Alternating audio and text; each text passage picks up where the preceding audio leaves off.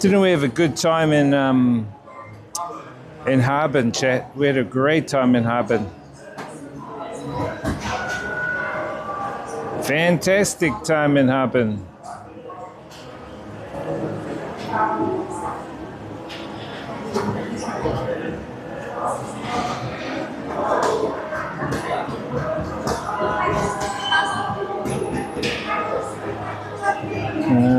Let me just...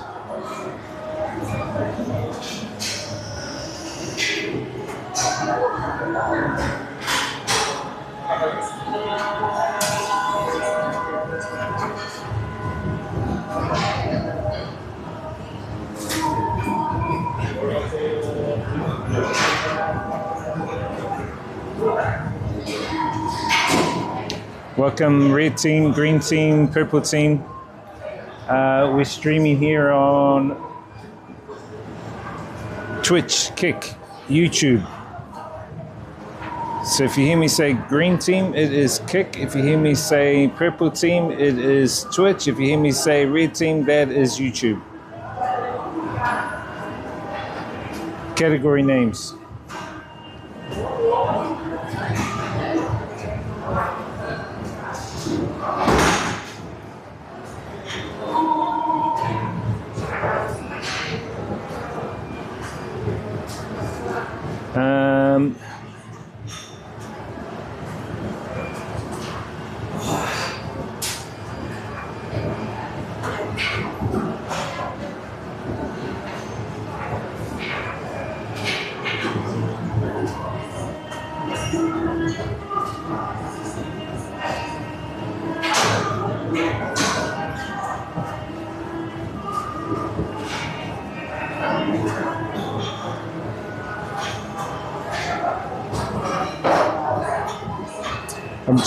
I just want to put together a review of Harbin too, chat. Some categories to review Harbin, what I thought of Harbin.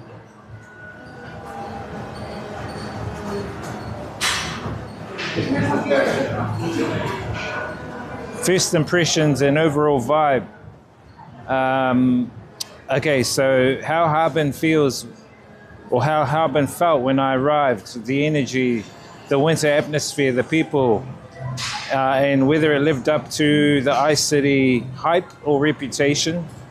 Second one would be, I guess, the ice and snow attractions. That one was kind of a major one.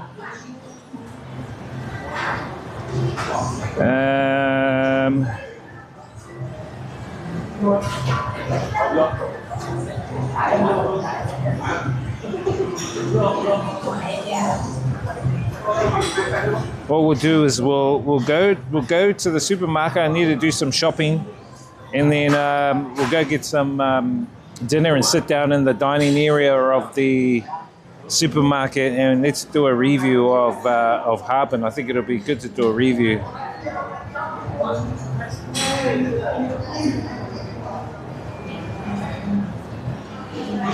And this will probably be from a streaming point of view, but also from a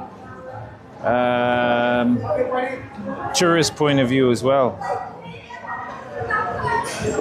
Tourist point of view, but also streaming point of view.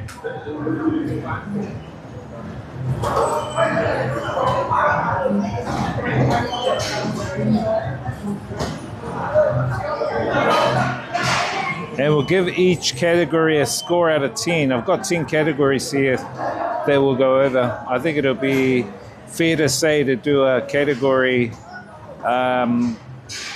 to do a review of Harbin, but from a category point of view.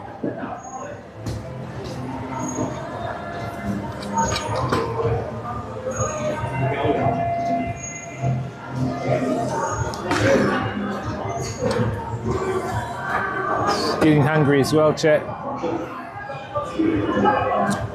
This is my gym, my busy gym. Just finished my workout.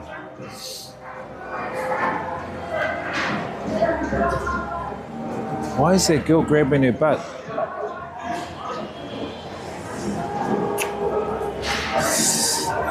Yeah, back in Hanoi, so I really enjoyed Harbin. So I think I'll do a bit of a review later on and give my impressions from a tourist and a vlogger point of view, and as a vlogger, how it kind of held up for me. I think would be cool to do a review of Harbin. I think Harbin overall, in a nutshell, is a very unique city because of the cold.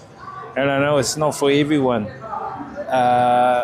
And I never thought I'd adjust to the cold there, but I think I did well, considering streaming every day there, working out the itinerary, getting around, navigating around the place. Language barrier was a very difficult thing, or a big thing, but we overcame that through, Google Translate. Technology helps in a big way. And just being smart, I downloaded food before I went to places, so then I just show a picture. So, all those kind of tips would really help, I think, for people that are considering traveling to places that they're not familiar with, or that has a big language barrier, which I'll talk a little bit later on about anyway, because I think it's important for people to understand the capacity of what they're going to get into if they do travel. And then the overall picture, the costs involved, and just the whole preparation for visiting another city. But anyway, I'm just cooling down, chat. Just had my workout. Watching everyone else do a workout. Watching all the chickas.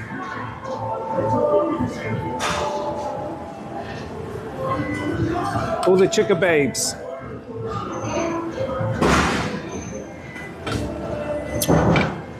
Back at home base, I would consider Hanoi my home base, one of my home base number 2. Home base number 1 would always be Aotearoa. Home base number 2 would be Vietnam.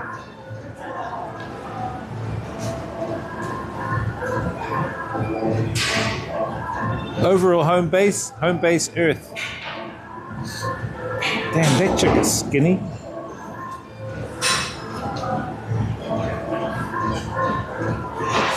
Anyway, welcome in, chat. Welcome in. We're just setting up the stream, just getting the stream going. Back in Hanoi. Welcome to all our viewers on Red Team YouTube. We're streaming on we're doing 2 streams on YouTube, Red Team. We're streaming also on Purple Team, which is Twitch, and Green Team, which is Kick. So we're multi-streaming at the moment. I am going to look at setting up the stream so I can stream to TikTok as well. So I think that would be 1, 2, 3, about five platforms we can stream on. I don't think TikTok will be a problem now that YouTube have come out with the vertical shorts button. So when you stream now from your OBS to YouTube, you stream in horizontal, which is the normal YouTube videos is horizontal. But when you actually go into the edit area, they'll put a new option in there where you just press the button if you want to actually stream vertical to shorts. So that means you don't have to set up an extra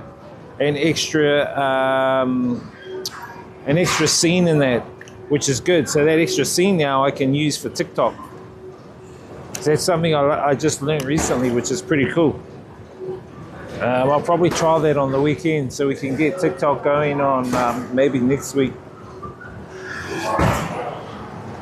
Because there's a few things I want to talk about on streams now, because we're moving into awakening times. So there's a lot of deep diving stuff I want to talk about, and I know TikTok's one very open platform now where you can talk about a whole bunch of different things that won't get censored, not like Facebook. Platforms don't last forever, they come and go. So I think whoever can design a platform, a major platform, where you have where you talk about your perspective, and it's accepted. I mean, people said X was like that, but I think X has been compromised. You know, yes, Elon Musk has come and bought it, and he said, oh, it's going to be for free speech. But it hasn't. People have been filtered on there. And, you know, it's the same thing. When you get into a new platform, they go, oh, yeah, we're opening the guardrails just to get you in. Once you're in, they close the guardrails after that, after a certain period of time. You know, it's BS, bad science. So, man, all the treadmills are all full tonight, chat. Yo, what's up, Raul? How you doing, bro? Good to see you. How's the NPC life? Well, I'm not quite sure. I don't live the NPC life, bro. I live the Neo life. So, you know, there's a difference between Neo, non-emotional observing of the Matrix, and then the NPC life. So, the non-playable character life. As I said, you know, in my previous streams, you know, everyone kind of wakes up in their own time. And people go, what do you mean wake up? Wake up to what? And I think that's one of the major questions and realizations people need to understand is what I'm saying when I say wake up is waking up to the real reality we're actually in. The reality we live in is not what has been perceived by what we've been taught in school, what we've been taught and throughout our upbringing, even by what our parents have brought us into, because over the intergenerational times, they have also been indoctrinated. Our parents, when we're born, we get roped into that indoctrination. You know what I mean? So we're basically enforced into it through birth, and we grab onto it as a part of normality. But in reality, it's not normality, it's abnormality. But because we don't question it, because we think it is the normal, we go along with it. And because we go along with it, that's always how it's been. And there's a science behind this, a psychological science behind this that I've actually looked at and engaged in, educated myself about. I put a lot of the information in the Discord, so you guys can pop into the Discord, and I'll try and link the actual category in Discord for you guys. I was going to actually put it, it's called the Truth Matrix stuff. Truth Matrix category on Discord. It's basically a lot of the documentaries and my thoughts and all that go into that area there, you know, away from the stream. But if you guys want to check that out, let me just link that to you guys so you guys can see the Discord, because, you know, it's really important. And the other good thing too is, you know, we can create repositories of all the information as well. So I usually download a lot of the stuff that I research into and I investigate myself. So you have your own repository and you have your own clouds or your own, what do they call it, cold storage. You need to have cold storage, whether that's a NAS or external hard drives.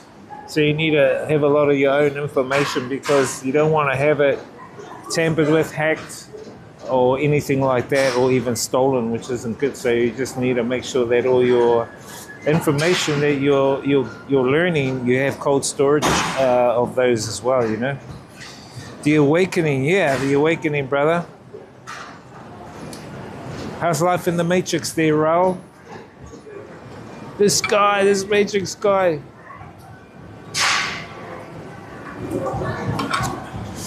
I'm just gonna head to the supermarket now.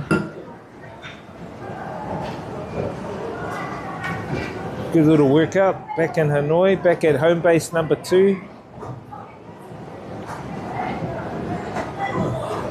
I like it here because I have time to think. You know, I have time to work on stuff away from New Zealand. I have a lot of time to put things together. I find when I'm back in New Zealand, I'm in demand a lot, you know, with family, friends, so I don't have time to work on stuff myself and my own things, but here I have my own time to work on my own things, which is good.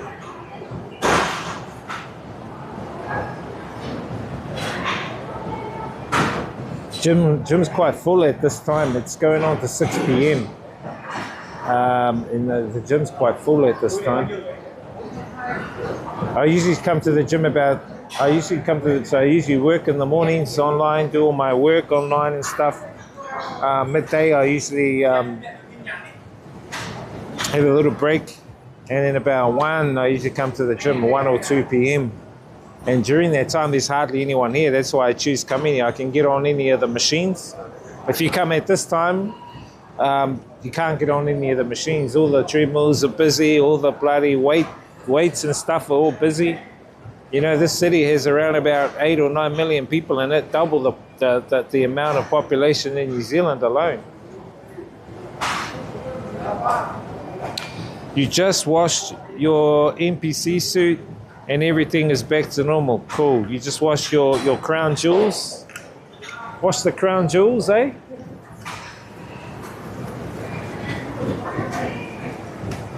This guy. What up, chat?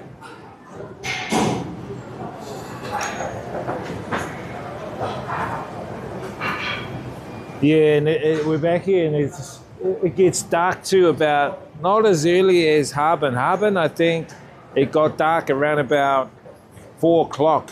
Here it gets dark about 5:30. Not too bad. And it's not as cold. So, you know, I've got a hoodie on, which is cool. Got one of my my iwi hoodies from Aotearoa, back from New Zealand, representing the hapu, representing the iwi, Ngāti Apa ki te rātō, in the house. Even got their bottle.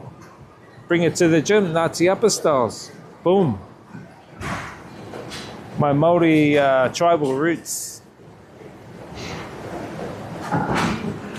Anyway, I think we'll chuck this on and then we'll head over to the supermarket, grab some food before everyone else starts coming in there and buying all those bloody...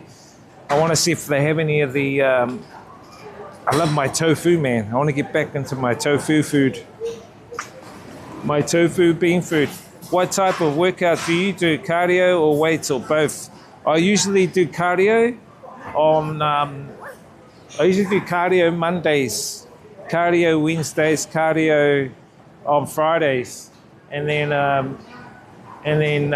Tuesdays I will do upper body, and then Wednesdays I will do lower body. I usually work like that, and then sometimes I'll mix it up. Like I'll do Monday, half my session will be cardio, the second half will be upper body. Tuesday will be cardio. The cardio first part, and then lower body second part. Wednesday, cardio first part, upper body second part. So I kind of rotate it around a bit, you know what I mean? Because if you do the same routine, I find if you do the same routine day in, day out, the body gets used to it and you kind of plateau. You kind of can't grow from it, or you can't the changes are more slower. But if you change up the way you do it, the body goes, oh, this seems new, and it adjusts, you know, or you'll see the changes a lot better. That's what I think. And then I combine it with intermittent fasting. So I don't have breakfast, I don't have lunch, I just have dinner. So tonight I'll just have rice with egg, veggies, tofu. I might grab a little bit more tofu tonight. And that's what I'll probably grab at the supermarket, and we can just have a feed in the dining area of the supermarket. But I want to get there now because I know a lot of the people who finish work usually pop in there and grab them some too. So, do you go to the gym? What kind of workout do you do?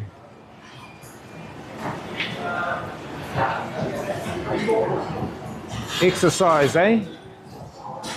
Exercise and sexercise, eh? This guy.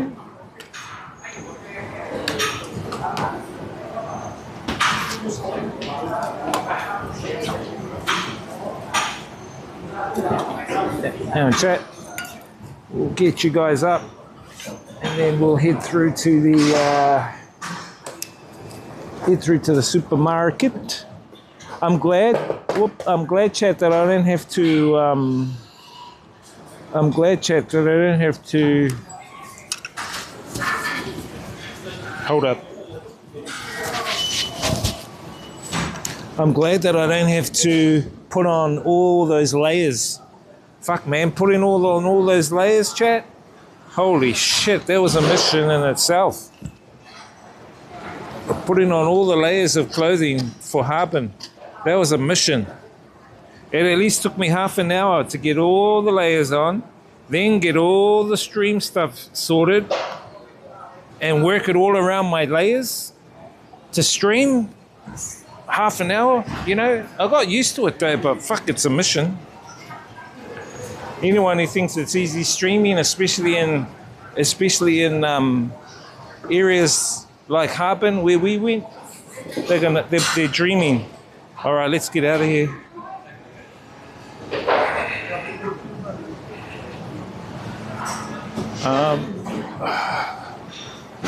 We'll go this. Oh no, we'll go this way to the gym. Get out of the gym.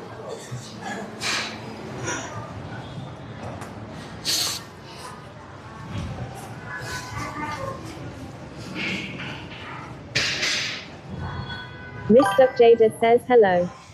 What's up, Jader? Jader, alligator. See you later. Who's going?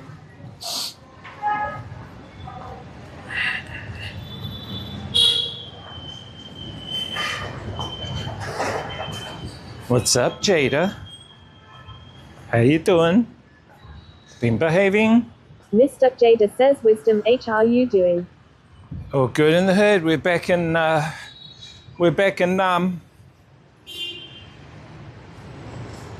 Sir underscore Raoul underscore de underscore Los underscore Santos says, do you use an external light while outdoor streaming with?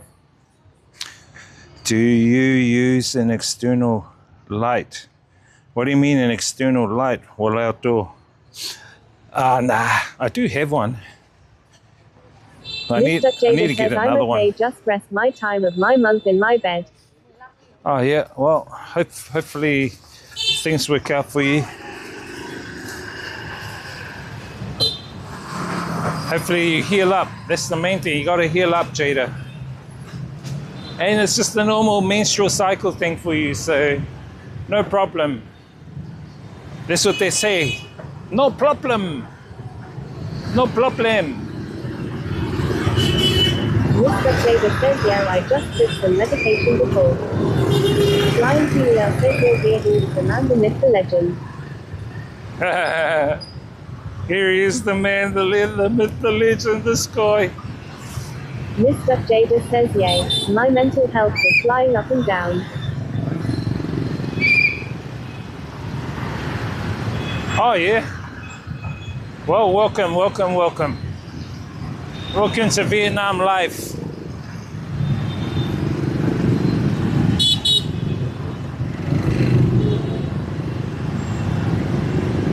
How you doing, Flying Kiwi?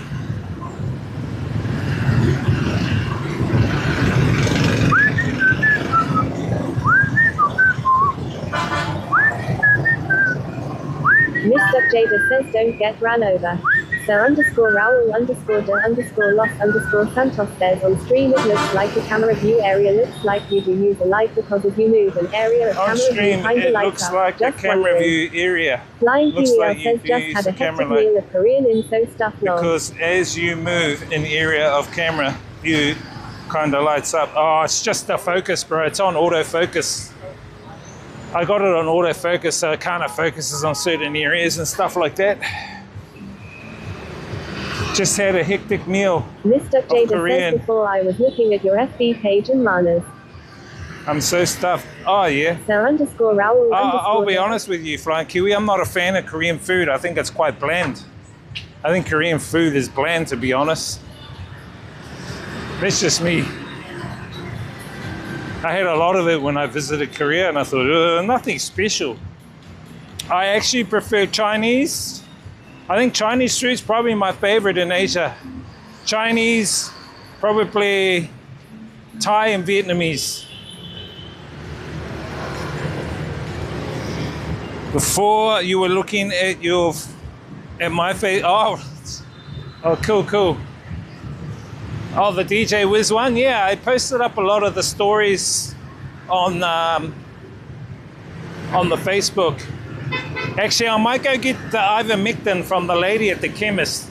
I'll just see if she's got some ivermectin. You guys can meet the lady. Hopefully she's there.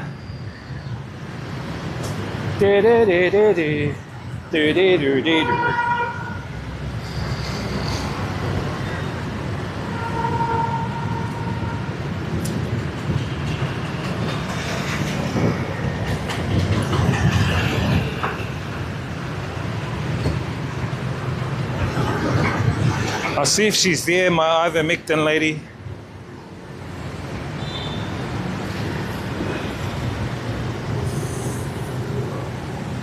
Mexican food? You got a saucer, bro.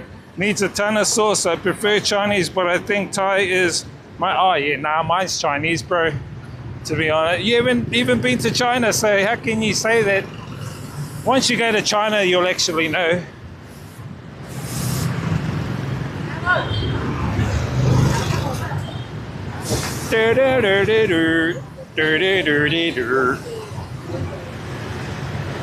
How about Mexican food? Well, it's kind of meat as well. I haven't had any vegetarian meat. I haven't had any vegetarian Mexican food yet, but eventually. My pharmacy doesn't have it. My one should have it. She got sold out. Well, I bought the last of her stuff. I buy heaps from her, but she might be sold out, bro. So hopefully we'll see if she's got any. Then we'll cross the road and go over to the supermarket.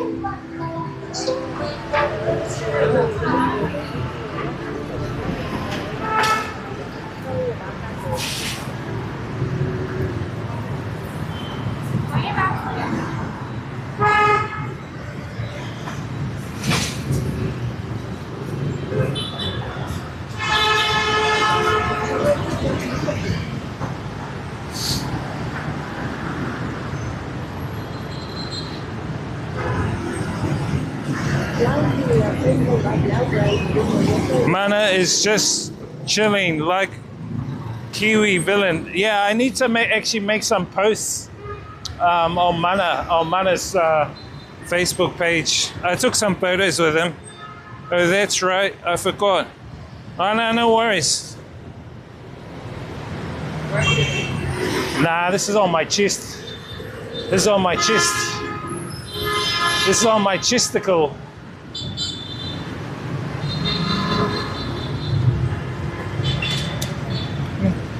Xin chào. Ivermectin. You have some. Cool. Ivermectin. Bác lấy cho bạn ấy hàm lượng 3, 5 hộp. Một lấy 6, hàm lượng 6. 5 hộp luôn. Bác nhân tiền đi. Đây nhá, anh bị làm sao anh nói chuyện với chị như này. Đúng rồi, thuốc đấy nhá. Em ơi, bây giờ em kể qua cho chị nghe tình trạng như nào.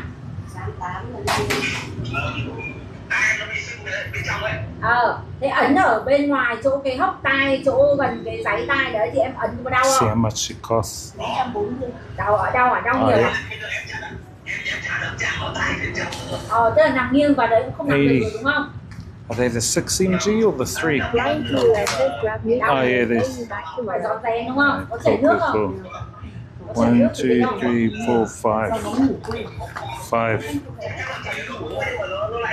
4, 5. 5. Có chảy xuống cái hồ rồi hả? Ok, vậy thì bây giờ Yeah, I'll grab you some, bro. No worries. Vẫn mày nhỏ. These are them here, man. This is the ivermectin I get, chat. These are I would call anti-cancer.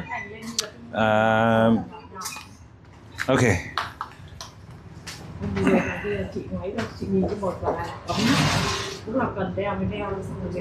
Này chị ơi, con nhà em nhảy mắt hôm nay tự nhiên lại hút rồi này. This usually this will give me about 4 or 5 cleansers. This one here will give me 2 more cleansers. I'll give you these ones, Flying Kiwi.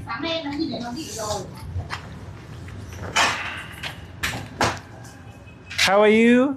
Good? You good? I'm fine, thank you. Yeah. Very much.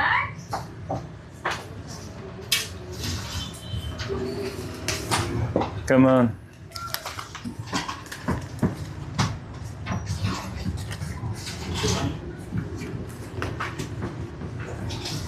Is he gonna give me a bag?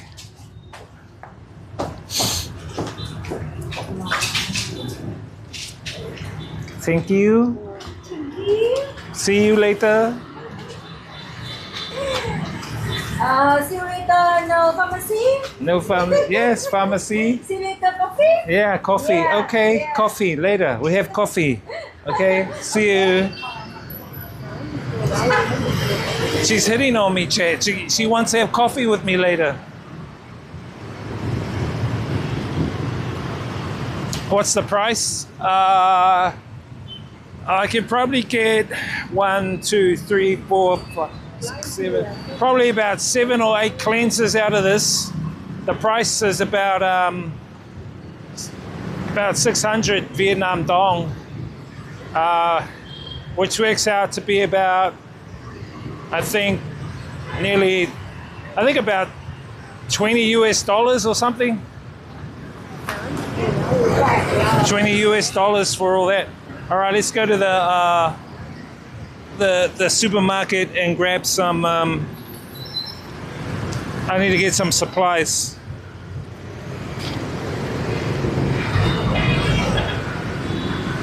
By the way, this is something I want to ask Fine Kiwi. Have you got a QR, bro? Do you use QR code here? And do you use QR when you pay for stuff? How do you do your QR stuff? I don't. I just pay cash, bro. I'm just cashing in. Let me read your guys' post. Damn, bro, she wants the motor. Yeah, she wants it, bro.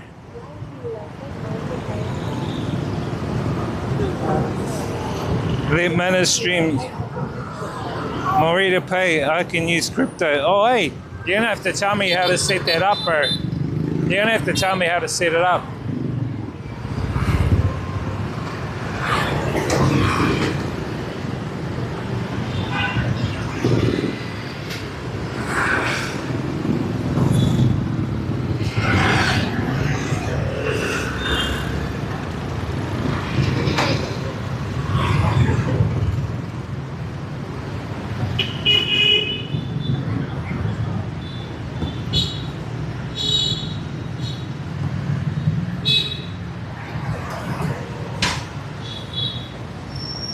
Blind Julia says this is my favorite part of Vietnam, crossing the road long.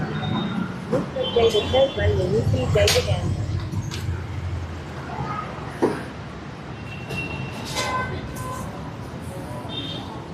This is my favorite part of crossing it. Bro, it's easy crossing the road now. I need to get some mangoes. Mangoes for my smoothies. Watermelon. I think watermelon's gone up a little bit, eh, bro? Dollar for a quarter of a watermelon here. I should grab my smoothie, my mangoes. Mangoes so I can make my smoothie. Bro, they got no avocados, eh? Avocados are out. When will you see Jade again? I don't know. I haven't told her I'm back yet. I want a little break before visiting all these people. With the bros with the truck watermelon like 100k. Expensive. The bros with the trucks watermelon 100k. Yeah. Best bananas are these bananas, chat. These ones are I don't think are organic and they taste shit. These are the best ones. Yes, but David says fair. What I do want to do, we'll get something to eat here, and then we'll do a review, eh? We'll do a review of Harbin, and give my impressions, my non-impressions, and an overall rating. We'll give them an overall rating. Bananas taste like the banana lollies they used to have. Grab me a mucha cake. I know it's not good to eat, but it's a good snack. The little bananas taste like the banana toilets they used to have. Banana lollies. I read that wrong. Yeah. Now the small ones are the best, bro.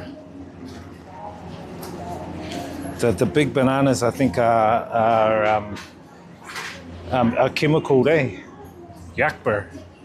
And you leave them in there and they smell. It's a funny smell, bro. Yes. 20% off, look. Yay. 20% off. 20% off. Actually, I'll grab two. I'll have one maybe tomorrow.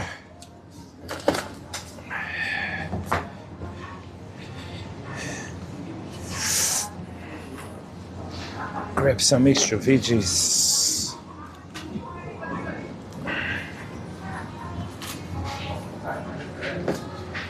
What's that? Aren't they the sweetest? Yeah, they're the sweet ones, yeah, bro. They're the sweet ones, yep. But the big ones like this, they have a certain smell. Not good. I don't think that they're organic. They've got chemicals on them because they smell. You'll notice it.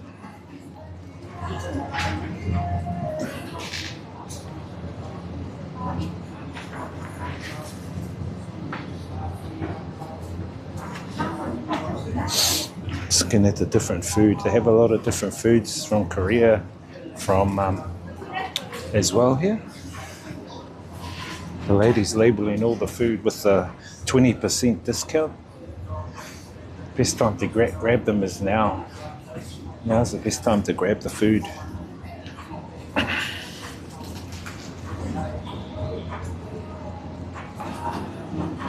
Actually, I might grab one.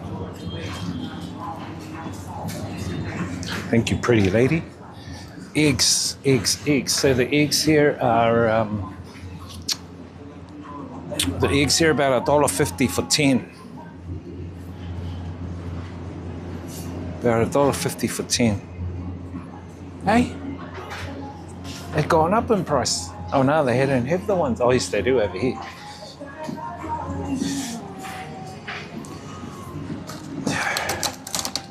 These are the ones I get. 33K, 33,000 Vietnam dong for the eggs. We need milk. We need to grab some milk. I need to grab some more fruit. I usually make smoothies, chat.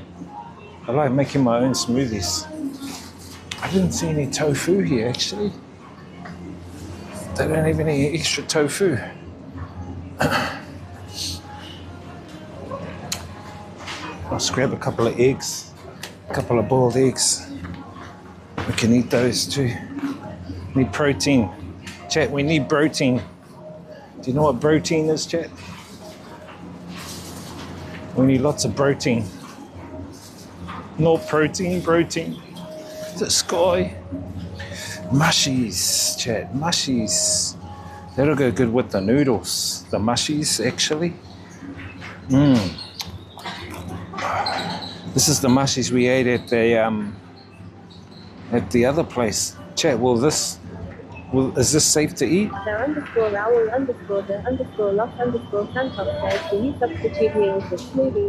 Are these mushies safe to eat?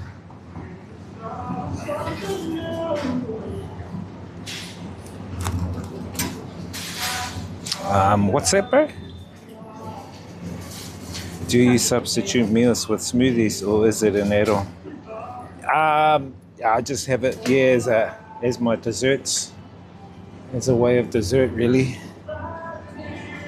Look at that mushroom, it's huge.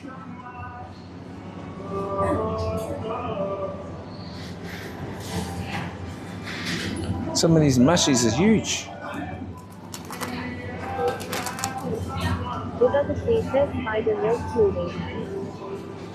No, we'll try those another time. We'll try the mushies another time. We need to go up and get some milk. Spider milk smoothie. What do you mean spider milk smoothie? I usually have avocado, bro, but avocados are out of season here at the moment. There might be some fruit over here we could use. Jackfruit.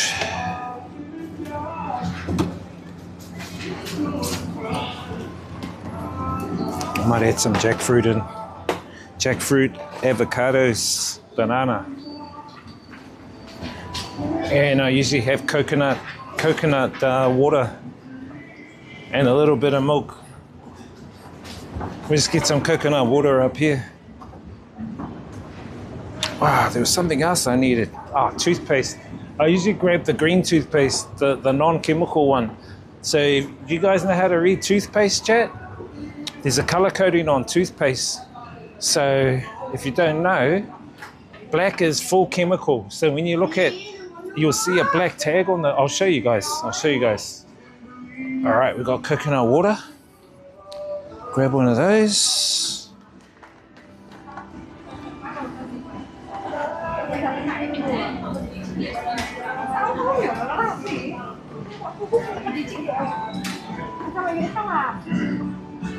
And I don't usually, this is the milk I get, the non-sugar milk. It's got no sugar. I don't usually have, I get the fluoride, the non-fluoride.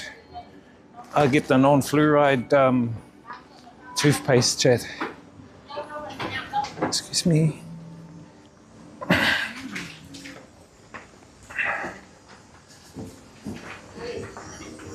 It's this one down here. So I'll show you guys. So on the toothpaste, they don't actually show it on here. They have different color codings. Red color coding, black color coding, and some of them are chemical, non-chemical, non-fluoride. If you use fluoride too much, it can calcify your pineal gland. So I usually get this type. This type is the green, and these ones don't have fluoride in there. If you don't know what fluoride is, well, you guys can investigate that yourself. But I don't use the fluoride in my toothpaste, because the fluoride was used by Hitler back in the day to calcify the pineal glands of the masses. I mean, you can investigate it back if you want. You don't need me to check that out. But my recommendation is don't use fluoridated toothpaste. And it stuffs up your teeth. Hey, what's up, buddy? You're not a fan of mushrooms? Well, mushrooms are good for you. Mushrooms are part of the mycelial network. The mycelial network is a universal network. So if you haven't heard about mushrooms, what mushrooms are is they are a mycelial universal network. So they actually can exist on comets or meteors or asteroids, and they can get frozen. Then when the asteroid crashes onto a physical body, like a planet, it can regenerate on that planet, and it regenerates the whole planet. And they are universal. They're universal. That's why a lot of people take the magic mushies, because they can connect you to the higher dimensions. Part of the mycelial network. If you don't understand that, well, you guys can look it up. This fellow nerd. No, I'm not a nerd. I just know what I know. Let me just check my shopping list. Do you guys do a shopping list, chat? I recommend to do a shopping list. Okay. Oh, I need to get a couple of water. And coffee. But the coffee, I don't like the coffee because it's so strong. The Vietnam coffee is strong. The G7, the normal G7 coffee that we get is really, really strong, chat.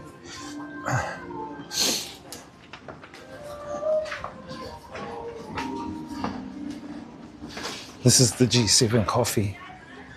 Very, very, very strong coffee. But I think Flying Kiwi, you like this stuff, eh? Does it give you heart palpitations? Right, I find sometimes if I drink too much of this, it gives me heart palpitations. And I don't like the 2 or the 3-in-1s with sugar. I don't like those ones. Let me grab a box anyway. If I get stressed, I can have one of these. If chat stresses me out, I'll have one. If you guys stress me out, I'll have the G7 coffee. Eh?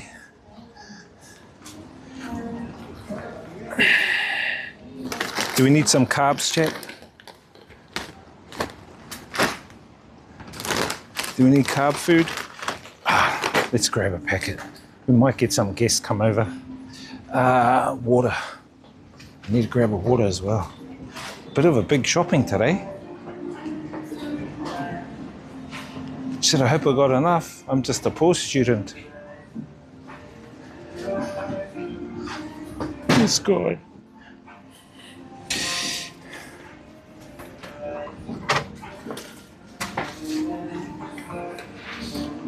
All right, that's us, chat. Let's get out of here.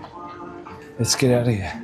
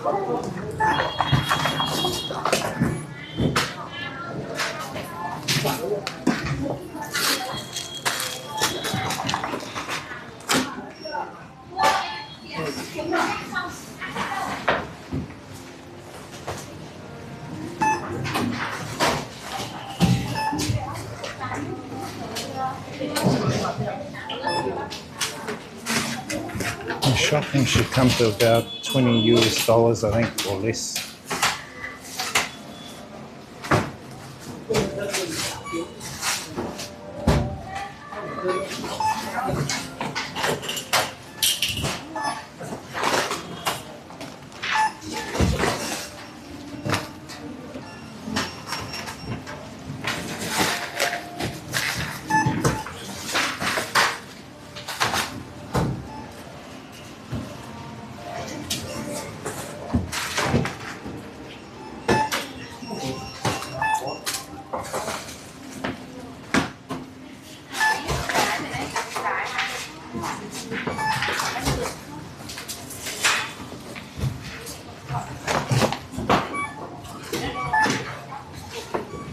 Whoa.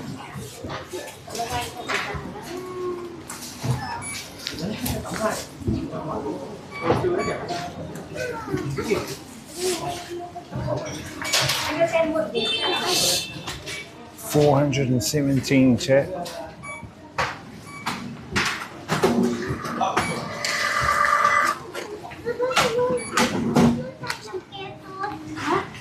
Come on.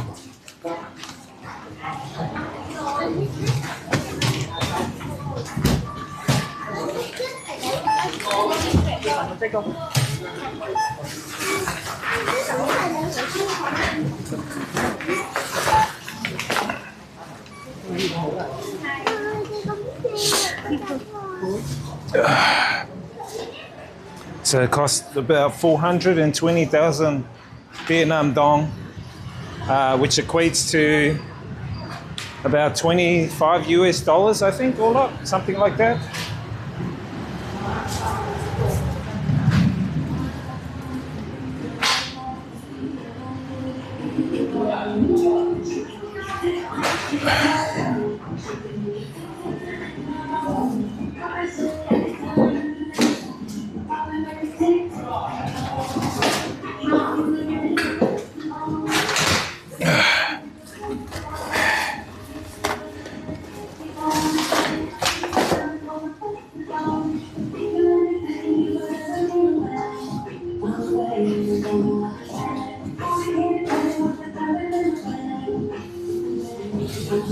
Just gotta clean my table.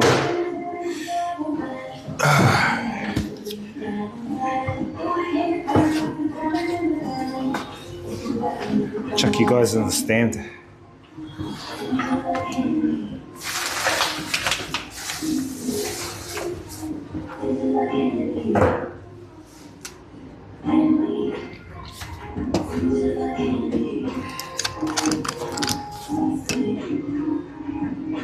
Hold up, chat. I'll answer your question soon. Whoops.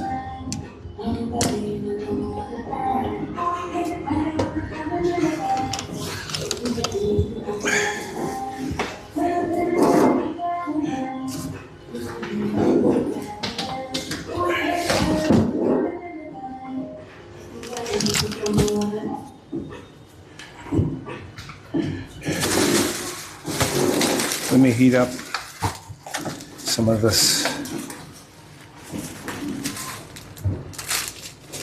We won't eat that. We'll heat that up. Heat that.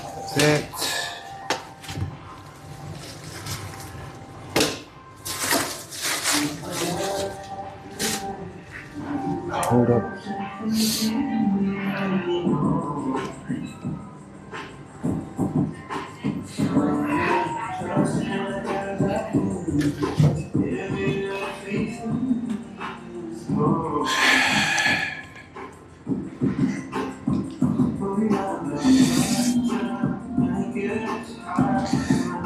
The stuff is that stuff is average.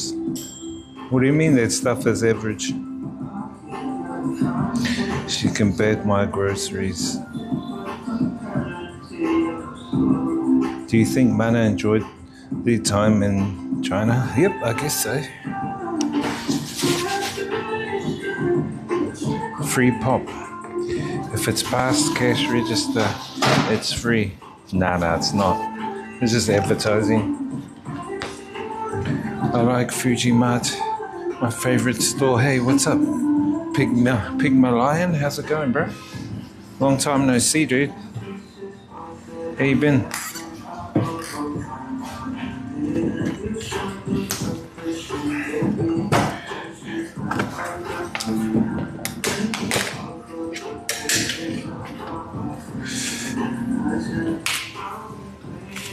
Who's ADHD? What you talking about, dude?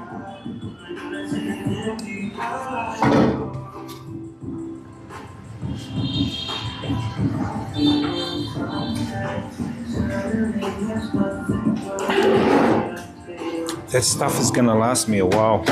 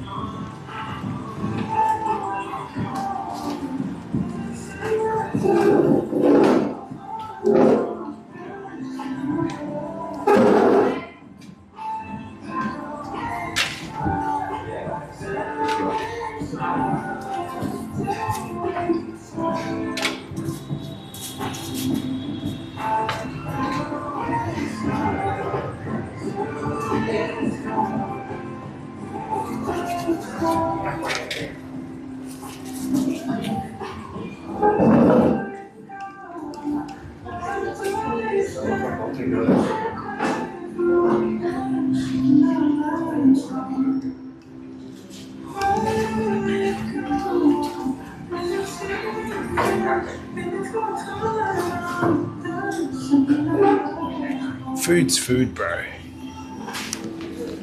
Let's grab that.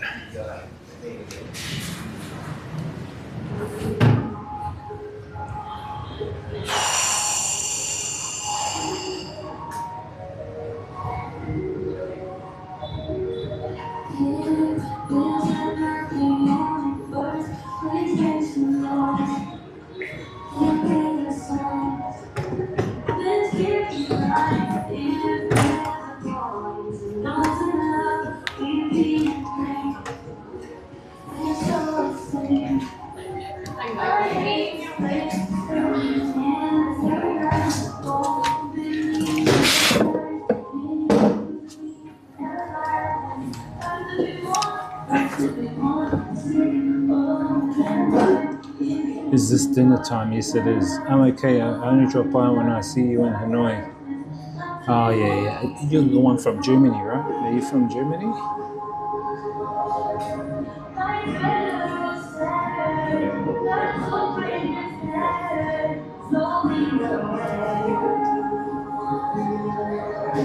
This ad guy.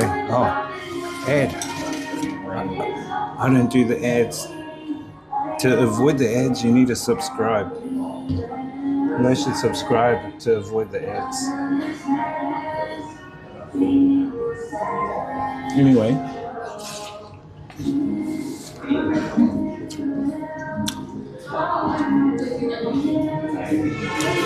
Ooh, I added the chili sauce. Ooh, it's hot.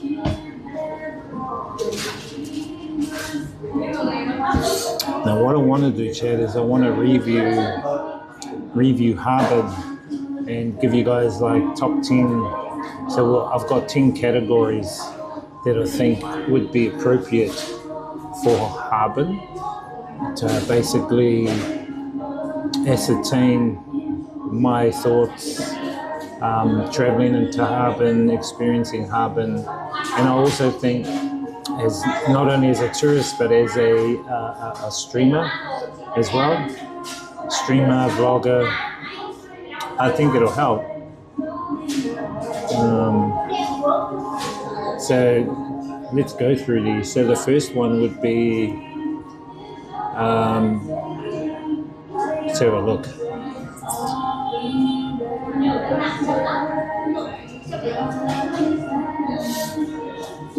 First impressions and overall vibe. How did Harbin feel when you arrived? The energy, the winter atmosphere, the people, the weather, it lived up to the ice city reputation. Okay, so firstly, it lived up to the reputation to me. I think that when I first got there, I thought, wow, this place is full of ice. I didn't see any snowfall. Throughout my entire time, I did not see snowfall until the last day. So first impressions and overall vibe of Harbin, I would say for me, this also includes infrastructure-wise, I'll give it a good 9. Good 9 out of 10. The reason why 9, not a 10, is because I think the infrastructure could have been worked a little bit more with having a subway or a metro to the airport. And just a little bit more, I would say, cleanliness in some of the areas. There was a few areas we went to, like that market street we went to, the food market street we went to, we walked through, it was kind of like really very local. And it kind of reminded me of Thailand in a way. It's not how I've seen other places like Shanghai or even Guangzhou, which are kind of kept clean. But anyway, I give it a 9 out of 10, my first impressions and overall vibe. The next one is ice and snow attractions. The main reason to visit. And those were the main reasons to visit. And just saving up your money for Vietnam. Oh, when are you coming? When are you going to come to Vietnam, Jada? I thought you were joking. Are you really coming to Vietnam?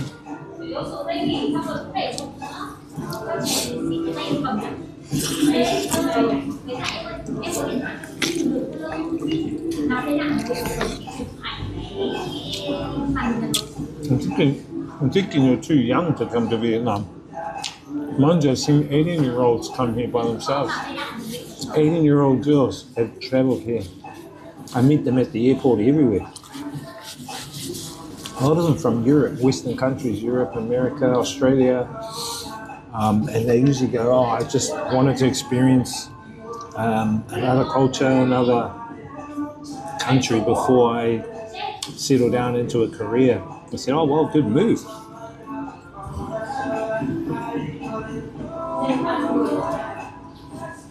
We're unsure yet. Okay. Okay, let's go to number 2, ice and snow attractions. Ice and Snow World, Shaolin Park, the sculptures, the lanterns, the night lights. Were they up to the hype?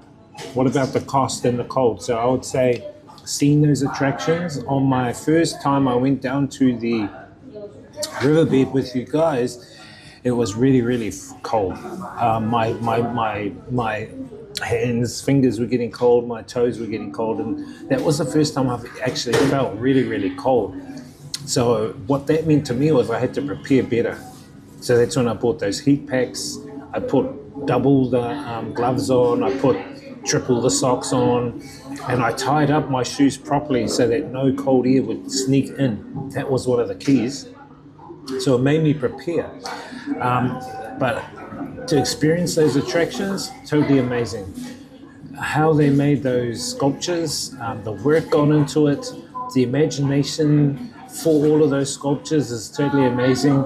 I give it a 10 out of 10 as an attraction. One of the biggest attractions in my life that I've really enjoyed was seeing the ice and snow sculptures, as I haven't seen that before. And I know a lot of people in New Zealand would love that because they don't get snow in most of the country of New Zealand. Now, mainly the South Island and parts of the North Island, but yeah, I'll give that a 10 out of 10.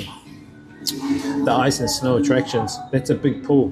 And I'm glad we did it at Christmas time and New Year's because it gave us some, I guess, a really good, meaningful thing to do and participate in, you know what I mean? Instead of just having a New Year's or Christmas in my home country or whatever, you know what I mean? Vietnam is quite safe comparatively. Yeah, bro, Vietnam is totally safe, bro. Totally safe. It's safer than countries like fucking Cambodia. I remember walking around Cambodia and I got approached by ladyboys and they were going, "You want to come home with me? You come home now. Come home with me now." I said, "Fuck off." And they'll follow me around on their motorbike. And they go, "You come now. Come home with me now." And I'm, "Fuck off. I'm not going with you. Fuck off. Leave me alone." That was in Siem Reap. Be careful of the ladyboys over there.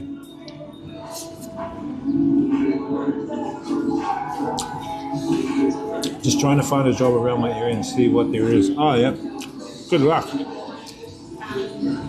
What about McDonald's, Jada? Get a job at Macca's or Pack and Save. Then I can come and I can order like a Big Mac, but you give me 2 Big Macs. Wink, wink.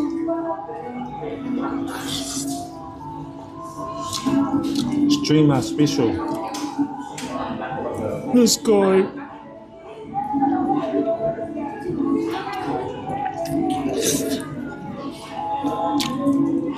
Anyway, back to the reviews, chat. Back to the reviews. We're reviewing Harbour. The next category is weather and cold reality check. How cold is it really? How manageable it felt every day, going from day to day while streaming, and whether the cold enhanced or ruined the experience. I think, personally, for me, the cold enhanced the experience because it kind of gave me a different curveball to manage. It gave me a new challenge, and it challenged me to prepare. That's why I enjoyed streaming every day, and I thought, no, I want to experience the best I can in this weather. And it was good that we prepared. It was good we bought that jacket here in Hanoi at the second-hand shop. It was good that we bought our snow boots at Decathlon. It was good we bought our underlay covers because that all helped. The cold is very, very chilly. It's the coldest I've ever experienced, minus 31. I would say that if you are in countries that are minus 31, man, you're toughing it out, and you know. And it kind of gives you a new look on life too. It kind of makes you stronger, confident, gives you more confidence to travel. So when I came back here, you know, my housemates were going, "Oh, it's so cold." I said, "Fuck, this isn't cold, man." I said, "You come to Harbour, that's cold." So in a way, it kind of conditioned me to the weather. And I know now what to expect. So if I go to places like Mount Everest, we might want to do a little skip up to Mount Everest or whatever. I know what to expect. You know what I mean? So getting back to the review, the weather and reality check. It was very, very cold, and I did manage it, you know, and it did enhance our experience, I felt, or my experience. So I give the weather in cold reality check a 10 as well, because the reason why I give it a 10 is because I've never experienced that before. And I think as a tourist and as a streamer, as a tourist and also as a streamer, so I think it's a really good thing. Thanks, true. I remember that my mum worked at McDonald's as a cleaner while she was, yeah, no. Yeah, I had family members that were doing the same too, man. You know, as long as you want to earn your money or whatever, you can appreciate what little things you have. Okay, number 4, the food. The food scene, the winter comfort food. Street foods, markets, cafes, hot meals, desserts, the winter snacks. You know what I mean? Even like the teas, and the other thing was, how friendly was it for me personally, getting vegetarian and pescatarian types of food. Do you know what I mean? And I'll rate this out of 10 too, being easy, not easy. You've got to look around if you're a pescatarian, vegetarian, and sometimes they won't have the food on the menu. But what you can do is they might have, say, beef noodle, but you just tell them, oh, can you drop the beef and just put egg and customize. What I've learned to do is customize now. And I'm happy most of the people that we engage with in the food stalls up in Harbin, they customize my food. I'll give them a good 9. I'll give them a good 9 there, because they customize my food. There were a couple of little things I didn't, that were kind of missing. Like some of them didn't offer sauce, or some of them didn't offer like chopsticks or tissues or stuff like that. But just those are little things, But I'll give it a good 9 out of 10. I would say the food there is very good. The teas, especially, they make the teas from the snow pear. So the snow pear is the fruit that grows in the winter there, and the persimmon. So they mix it up, and the tea helps you keep warm during the cold periods, And I really think that they did a good job putting the tea and that together. That was okay. The little cakes and stuff there. And I think they beef you up a bit, because winter you get to eat a bit more. And I didn't put any weight on. I went and weighed myself last night. I thought, oh, my weight's the same when I left. That's a good thing for me. Because we did eat quite a bit. But at the same time, we walked quite a bit too. We were doing like 10 or so Ks a day, which I'll go into that too, because that's one of the other categories. So overall, the food scene, I'll give it a 9. I'll give the food scene a 9. So it's 9, 10, 10, 9.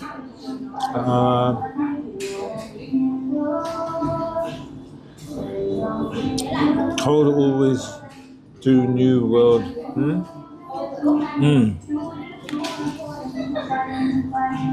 Cold always makes you hungry.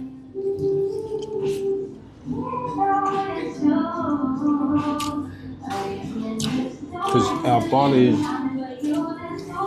I feel, are environmentally influenced through our environment.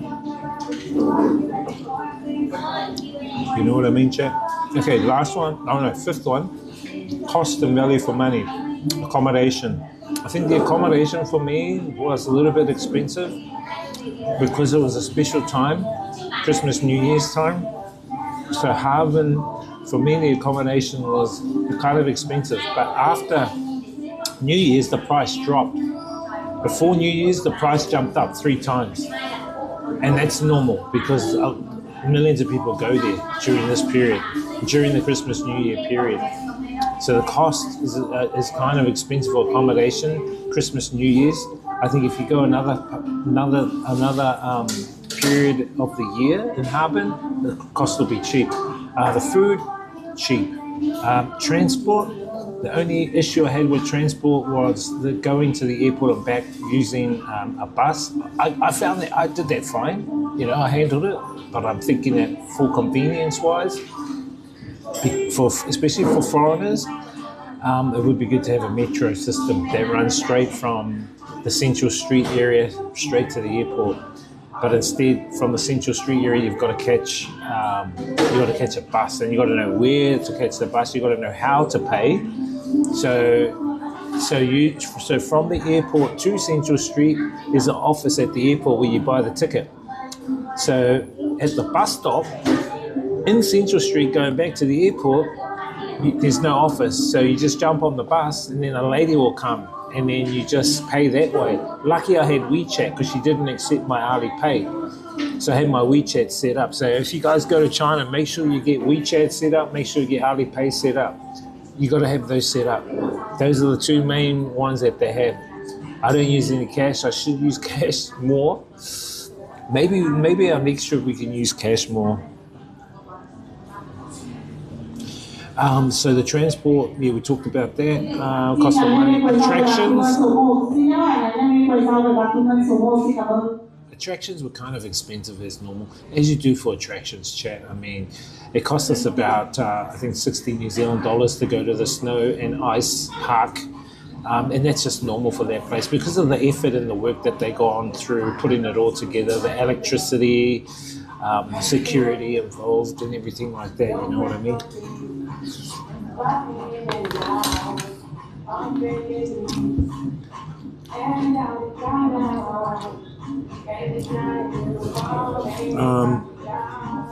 So Harbin is kind of cheap, but not cheap in Christmas, New Year period. It is fair. I would say it's fair. I wouldn't say it's expensive, it's fair. And I'll give it, as I said, I'll give the cost about an 8.5 as well. I'll give it an 8.5 just because the payment systems up there weren't as convenient as some of the payment systems in other cities I've been to.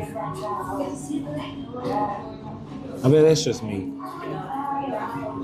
The free snowman was better than the paid one. It was, yeah. There was a paid snowman, chat, at an amusement park on the way to the free snowman. The free snowman was way better. It looked way better. But that's what I'm saying. Attractions like that, you know. Attractions like that deserve recognition. And you know, I took some good videos and photos for social media, just for inspiring other people. You know what I mean?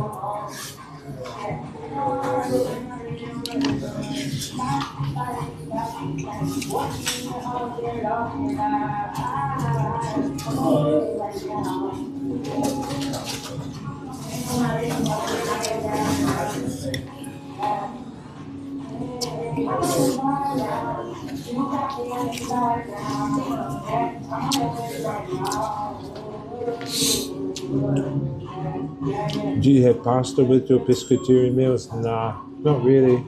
I haven't had pasta for ages.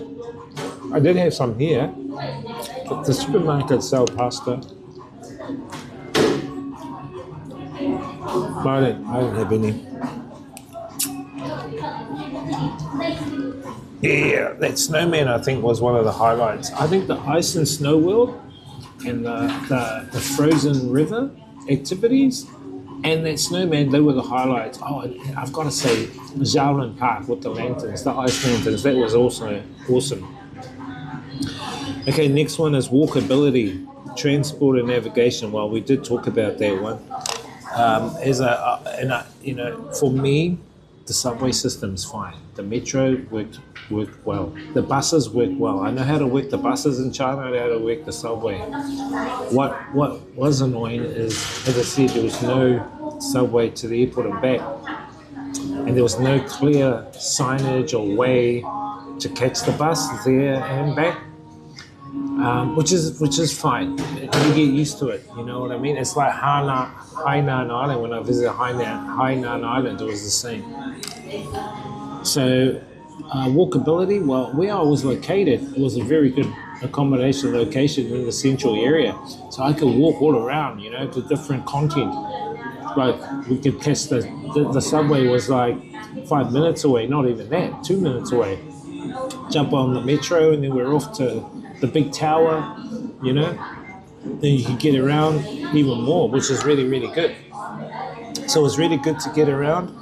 I did enjoy walking around in the snow, although if you're a big dude, if you're over 100 kgs and you're in that snow and you don't have the correct shoes, you're going to fall over. And if you fall over, you might injure yourself, sprain an ankle, or, you know, and you don't want to get into that situation, especially if you're traveling. So if you are over a certain weight and you go to places like Harbin, you need to have the real proper gear. You can't walk around in sneakers or jandals in that ice, because that ice gets really, really slippery. Do you know what I mean?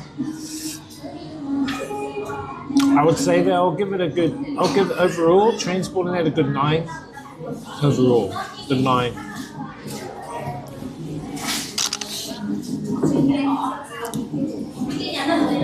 Now the next one,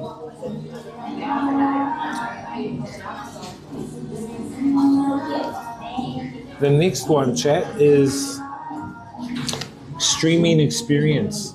Like my signal, battery, effect on the phone, in the conditions, content. The mobile signal, well, I think overall we had good mobile signal in most areas.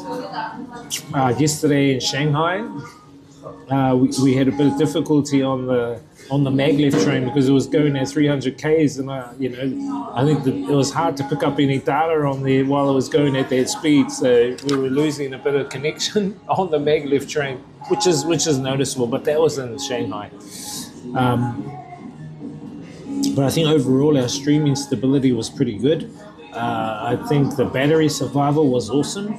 I must give it up to Samsung and write them an email telling them how well the Samsung S24 did in minus 20, minus 30 conditions. The battery held up its end of the bargain.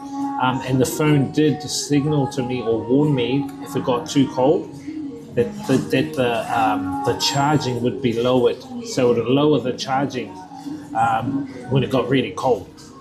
But the phone, man, it operated through those conditions. I give it that, and you don't know until you actually try it. I thought it was really good.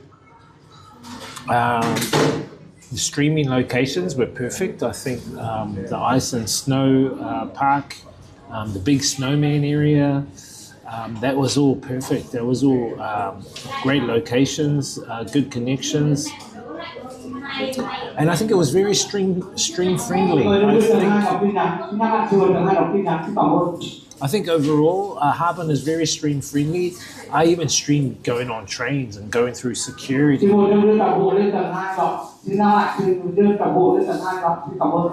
Going through security, chat, they didn't even bother me.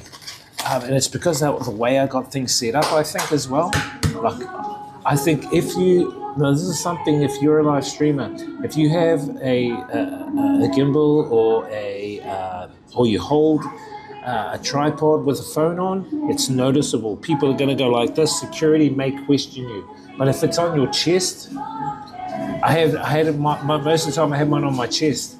And what I would do is I would walk around with the screen turned off, and some of them would go, "Oh, no photo, no photo," and then I show them that it's off, and I go, "Yeah, no photo," but they didn't say no video, But I only got that asked once in Shanghai, but I noticed that people are kind of a bit more paranoid in Shanghai because it's a big city. I had none of that we had none of that in Harbin. Harbin was, I think, very stream friendly. The police would even look at my camera and they didn't even care. You know what I mean? They were really good. Shops, places like shops, I'll try go in a shop and turn the camera to me. I'm not trying to film everyone. My whole goal was to film the environment, really, you know what I mean? Who's to say in the future that the future streaming could incorporate where AI is in your stream, and if it detects people in there, it could phase the people out. But we want people in there because if people are part of the stream, people make up the city.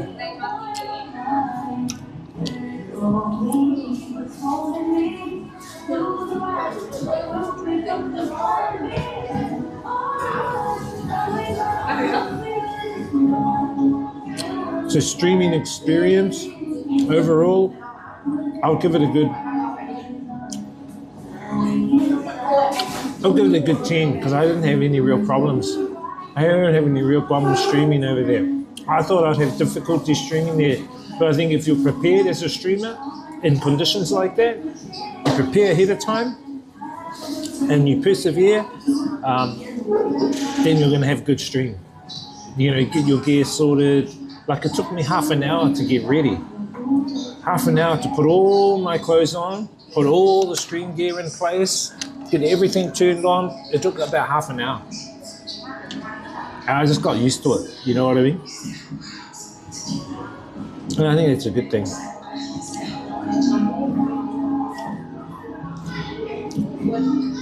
All right, time for you to rest. No worry, Jada, thanks for popping in. Totally, don't go bare feet. I wouldn't go bare feet. Culture, architecture, and uniqueness. So this one is about the Russian influence, the architecture, the infrastructure, the history, museums, streets, what makes Harbin different from other Chinese cities. And I would give this a 10 straight off the bat because it does not look like other cities. It's very, very European, Russian. I've seen Russian photos of St. Petersburg, and Harbin is exactly like that. And when we went to Sofia Cathedral, you could see the magnificence of the Russian influence in the architecture of the buildings. We went to the Baroque, Chinese Baroque area. You could see all the buildings there were all Russian influence.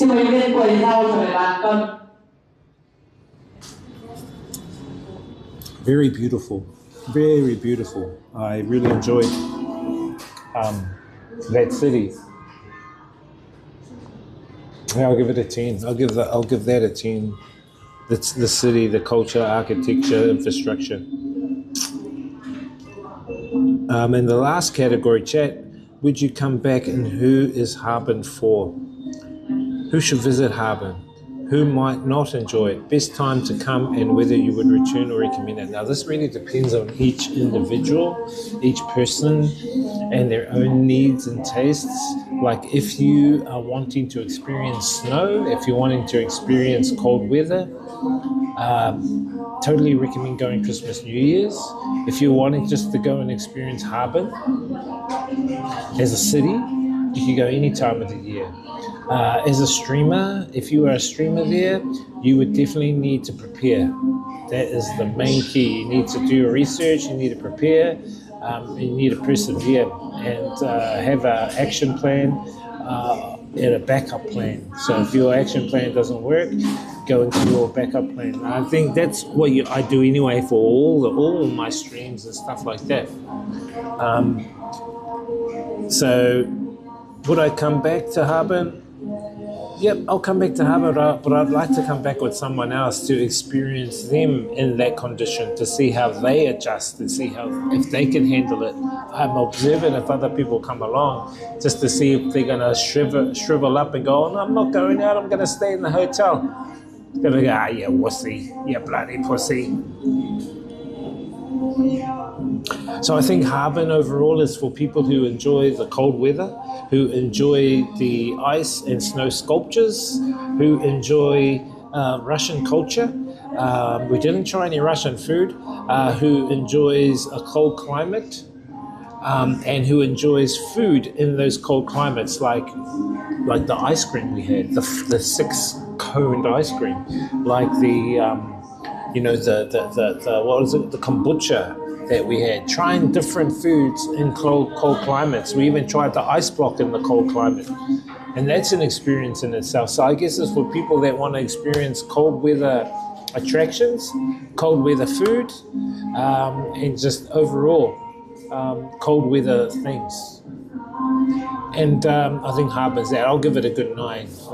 So overall, looking at the average for the place, I'll give it a 90, roughly a 90 out of 100. Harbin.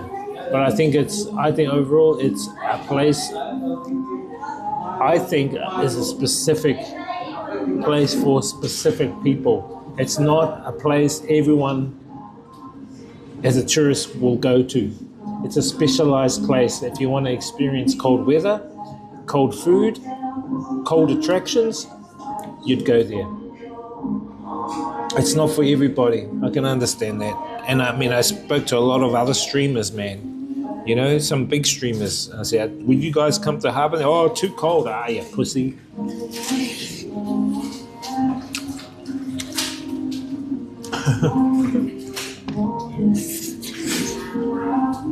I said, "Oh, you pussy."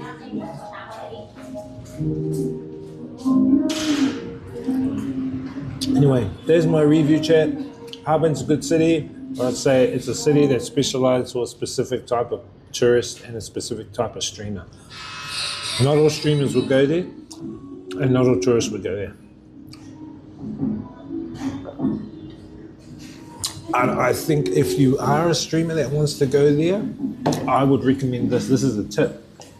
I would recommend you visit at least 5 other cities in China first. Why? So you can get used to the infrastructure. So you can get used to the use of the transportation systems, because all the metro systems are all the same. Very, very, very, very similar. Just the locations to and from places is different. The way in which you scan on and you navigate through the actual train stations, metro stations is very, very similar. So I would recommend experience 5 cities first in China and then go to Harbin. Harbin is kind of a city that is specialized, but you need to work up to it. That's what I think. That's just me. And I know there are streamers that stay in China that go to Harbin. And that's fine because they're used to China. They know the system in China. People like Bonsai and Wawa, they know what China is about. They know the systems. They even speak the language. For someone like me, non-Chinese who speaks English, it can be a little bit difficult. But I overcame that with Google Translate. Helps, really helps.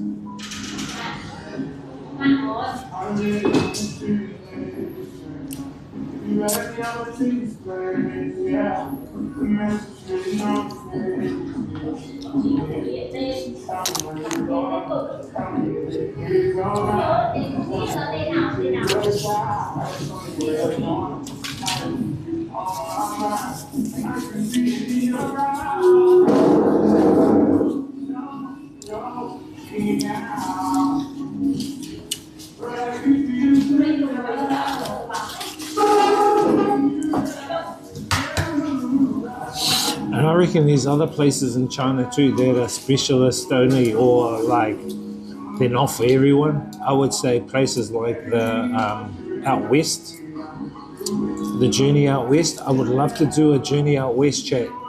The journey from Xi'an all the way out west of China, going by either a train or buses, because that area is desert area. But I wouldn't mind trying it. That's that's probably one of my next challenges, is doing something like that. Then I think if I can go out west that way, then I think we can do the Siberian train ride from Beijing to Russia.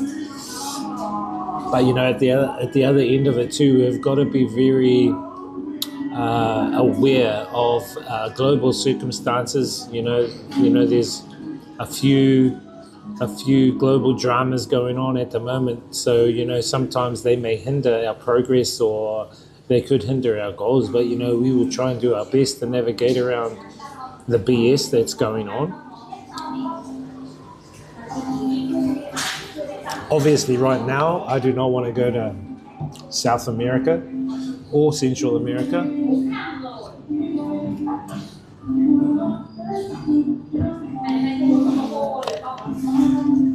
And maybe, you know, things may escalate in places like China because of what's happened in the last week or two.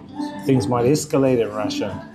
So, you know, our trips could be hindered. No, next month I have to go back to China because I've already paid to go back to Changsha on my way back to New Zealand. So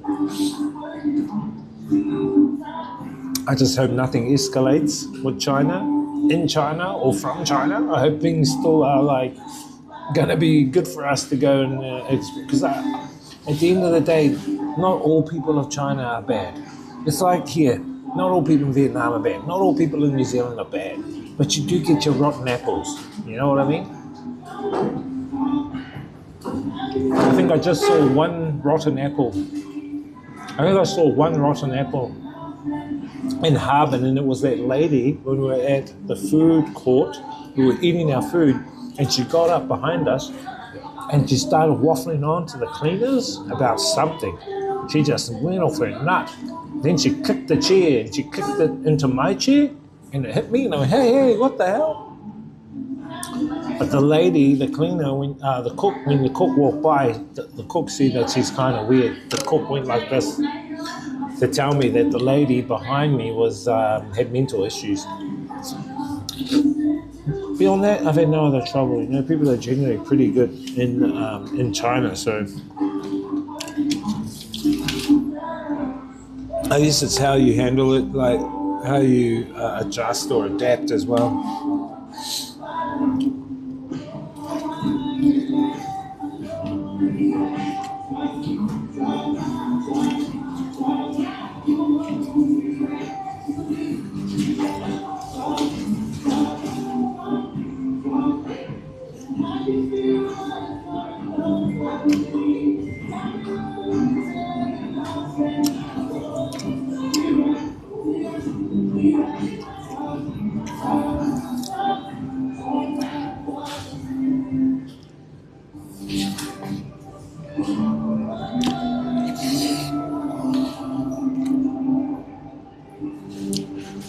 I hope you guys enjoyed the streams in Harbin, by the way. I would go back. As I said, it'd be good to go back with someone.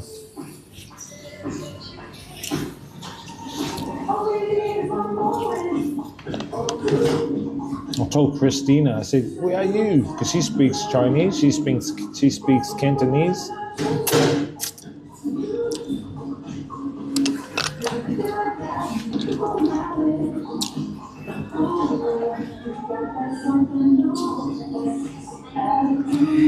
And I said to her, where are you? Where are you? You should come.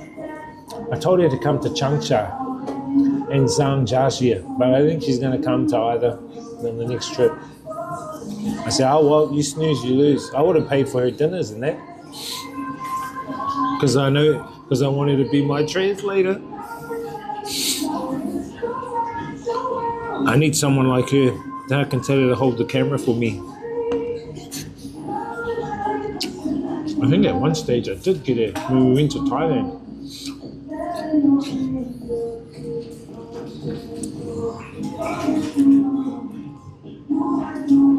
Oh for awesome. What up, bro? They were oh for awesome. Yeah. And I think also at the hotel, the old man playing billiards after coming back was a good way to interact. That to me was a way of how we could connect beyond the language, beyond the barriers of the language. You know what I mean?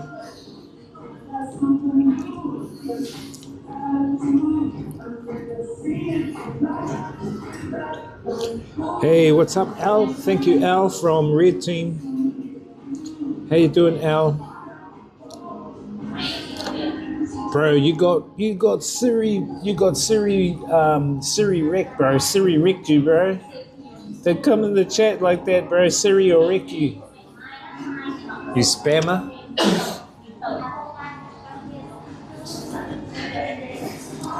I need to get I need to look at a kickbot so that it does the same thing. There's too many idiots coming in kick. I gotta manually ban them.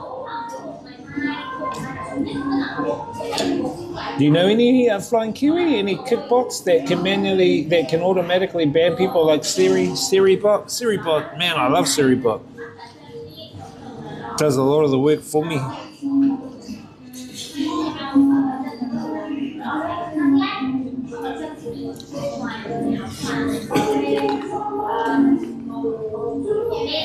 Anyway, I'm just giving my review about Harbin, how I enjoyed it, and about how the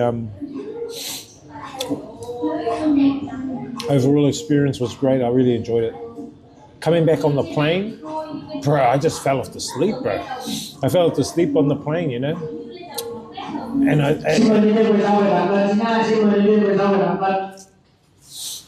And one travel hack I note, which is good for you guys if you travel, is to get an aisle seat.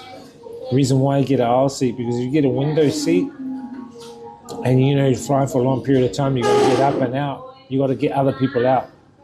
Whereas if you got the aisle seat, you can just get up, go to the toilet, come back. The only problem is you got to get up when other people who are near the window or in the middle of you want to get up to go to the toilet. Plus the good thing is you get to nudge the air hostesses. They kept nudging me. They kept butt swiping me and everything. I was like, oh, okay. They're pretty cute, man. The Chinese air hostesses.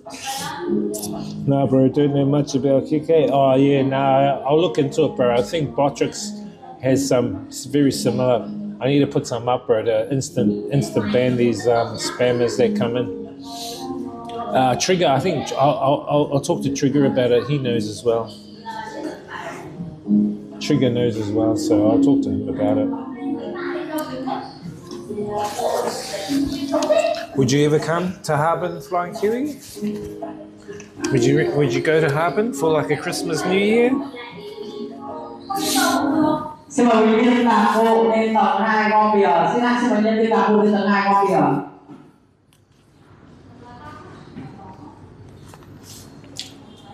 Yeah, bro, if I got the cold gears, I'd go cool. As I was saying before, bro, Flying Kiwi, I think Harbin is a specialist. If you're a streamer or a tourist, it's for those that are. It's a kind of a specialist type of a city. If you're, and you got to work up to it. Like if some people haven't been to China, that's what I recommend, traveling at least 5 cities.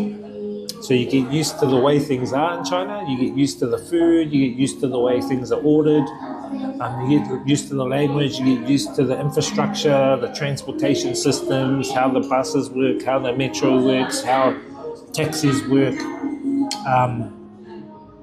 And I think once you get a good idea of how things really work, places like Harbin, you'll click into it. Do you know what I mean? You'll mold straight into it. But if someone has never been to China before and their first visit is Harbin, I think they're going to have difficulty in that. They'll get around, but I would say mentally it might fuck them up.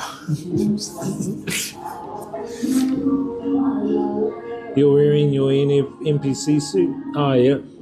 This is for entertainment purposes. Oh, I just put another video chat inside the Discord, and the video was about how. And when I looked at it, I thought actually that Venezuelan president that got abducted or kidnapped by Trump, he does look like Saddam Hussein. He looks like an older version of Saddam Hussein, like a previous actor. And it's like, are the cabal fucking taking the piss out of us? Are the cabal like laughing at us? I looked at it. I thought, hang on a minute, that guy does look like Saddam Hussein. And when you look at the video I put in the Discord, you'll see how the guy, he does all the reviews for lookalikes and that. And you can see all the different facial things are in the same places as the president of Venezuela, well, the former. All actors, man. I think it's all actors, bro. People calling him Mexican. Yes, bro. It's all a big farce, bro. All a big fucking farce, bro. But those that are awake, I think, aren't fooled. Most of us are not fooled, eh? We're not fooled by that.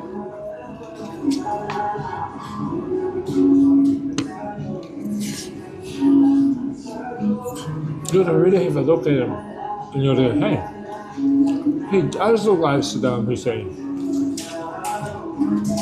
Like, what the fuck?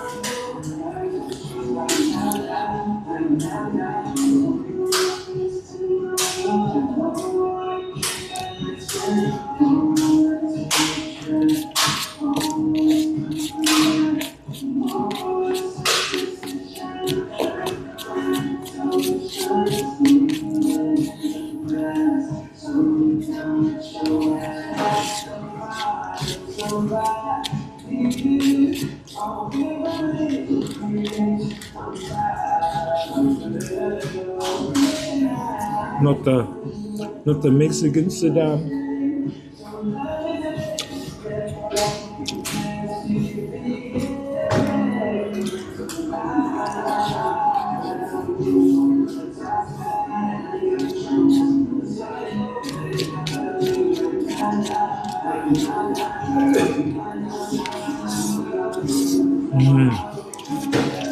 Done.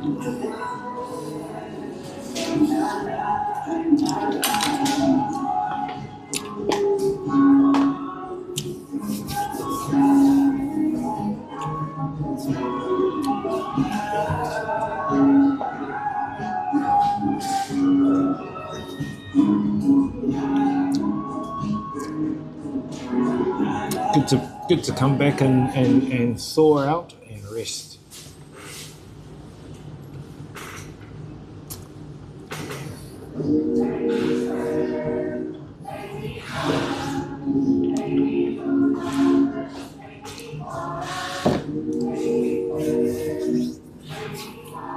This guy wearing his NPC suit.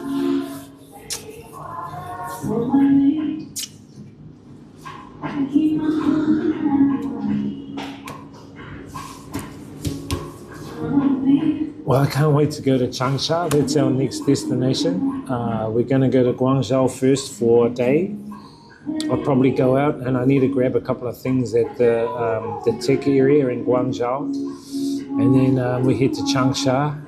Then from Changsha, we will take the train over to Zhangjiajie. Zhangjiajie is another town similar, near to Changsha. And then from Changsha, we go straight back to New Zealand. I mean, from Zhangjiajie. I actually got to find out what airport we leave. We might be leaving from Guangzhou back to New Zealand.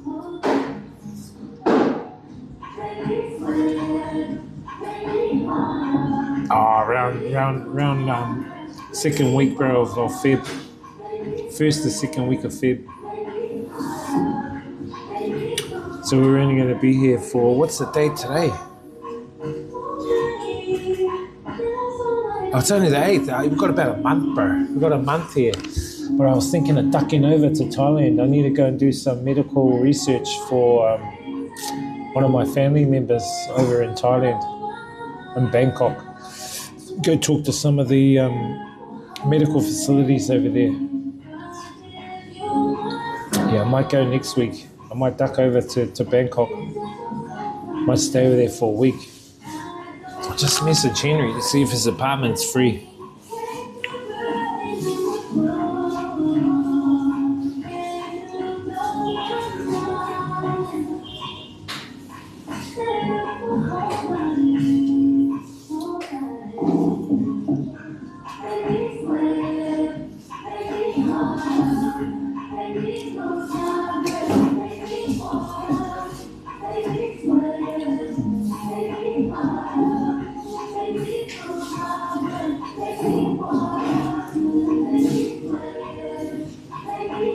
Yeah, I might go there.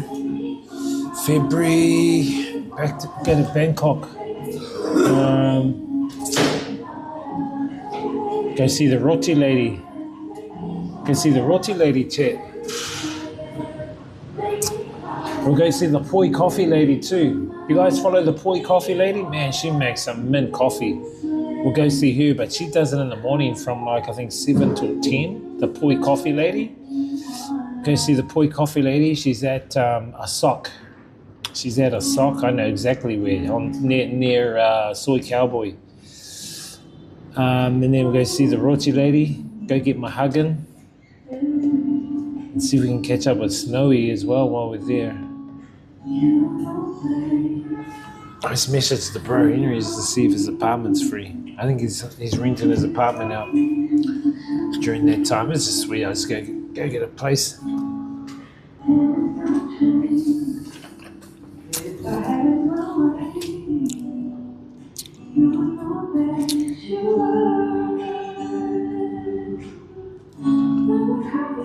He's back in New Zealand working, bro.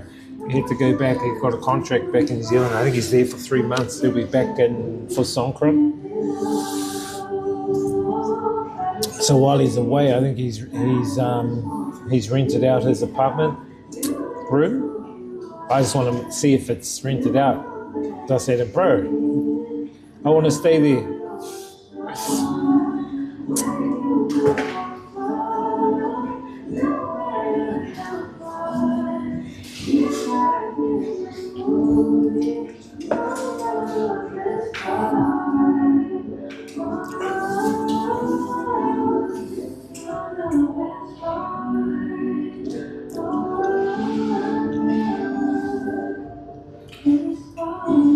Yeah, so he started a job back in New Zealand. Contract.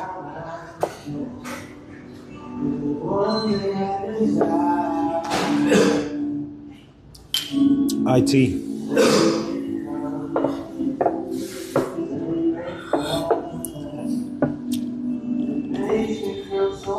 Living the dream back in New Zealand. The wet dream. Oh well, everyone's got their own choices in life, eh, bro? That's how I look at it. I don't judge them for it. If they want to do what they do, cool. We all got our own journey at the end of the day. I just respect everyone's path and wish them the best no matter what it is. I hope they do well. They succeed in what their journey goals are, and you know, you just got to encourage, support. That's it. Do the best we can.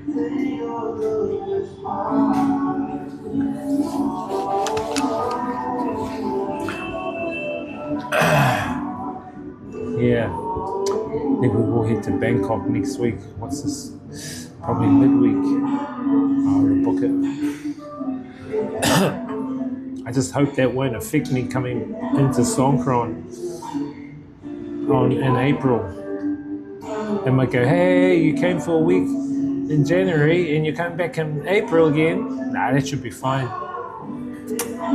I only stay small spirits at a time. I don't stay long.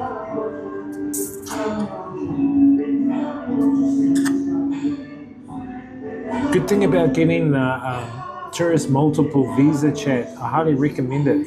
Like people go, if they want to come to Vietnam, they get the single. I say, nah, bro, get the multiple, because then you can do travel outside of Vietnam, you know, and then come back in Vietnam again on the same visa. And it's only an extra $25, but for 3 months, it's pretty good.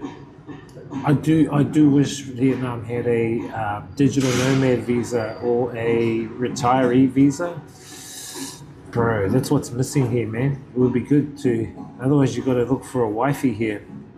$90 days is the number, right?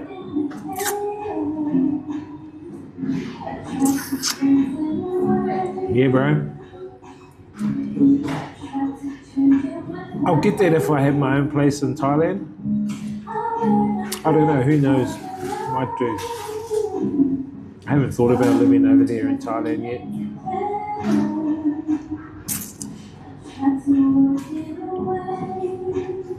I don't want too much. I don't want too much assets, bro. Too much stuff. Do you know what I mean? I don't want too much stuff, bro.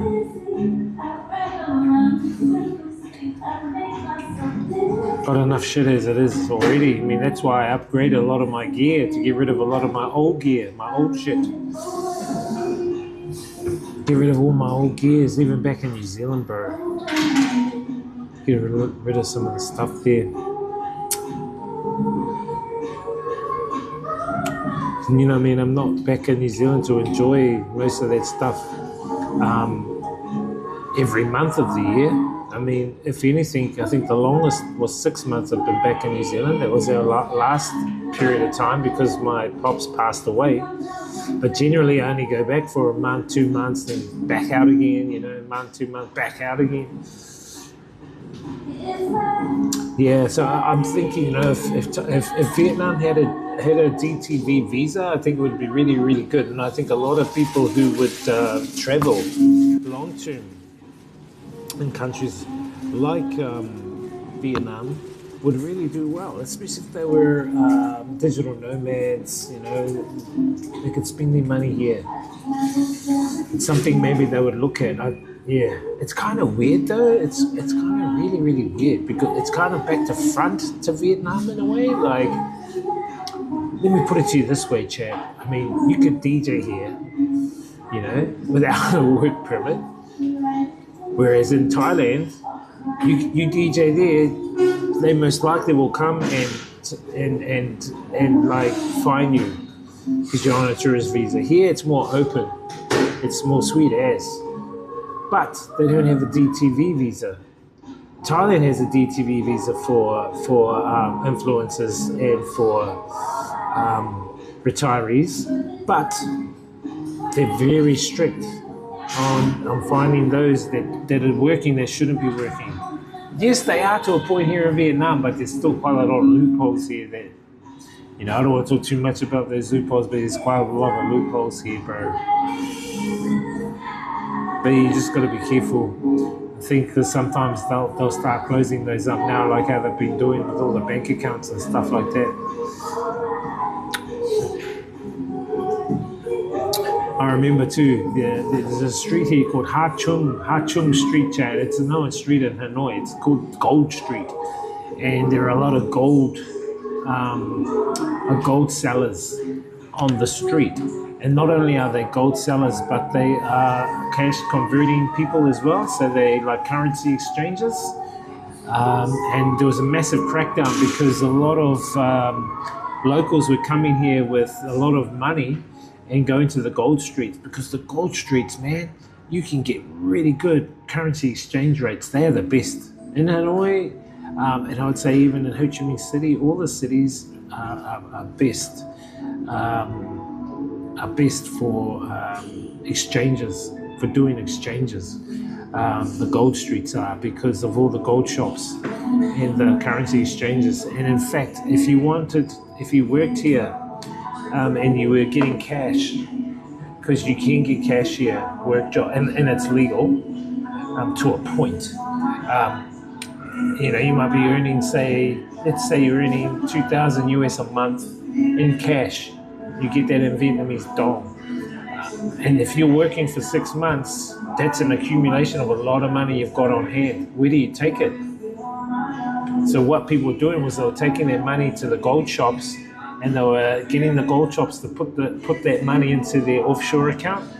Like they might have a Wise account or PayPal, and they would convert that. So if I had, say, 20,000 US dollars, I would get the gold shop to put it into my PayPal, and the gold shop would probably take $60 or something like that. I mean, it costs a lot, but to get that out, it's worth it. You know, and a lot of people are doing that. A lot of people are working here, cash jobs, and then going to the gold street, and then exchanging money into their accounts, like Wise accounts and all that kind of stuff, or converting it into other denominations of cash, like changing the Vietnam dong into US dollars and then taking that out. But you're only allowed to take out a maximum of 5,000 US dollars out of Vietnam. You know, if you get caught with more than that, they will confiscate the rest. And usually what the immigration officers do is they distribute it between the boys. So if you take 10,000 US dollars out, they'll grab that other 5,000 and they'll distribute it to the boys. That's how it is here in Vietnam, man. That's how the code works. A lot of people don't realize that. Siêu thị xin chân thành cảm ơn. Siêu thị But yeah, there are people too here that you can utilize, but you got to know who they are, and you got to be involved in certain groups, Facebook groups and stuff, so you can get access to different services here.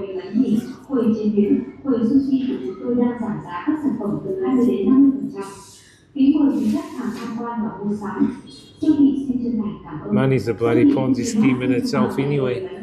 The world's biggest Ponzi scheme. Bloody capitalist system.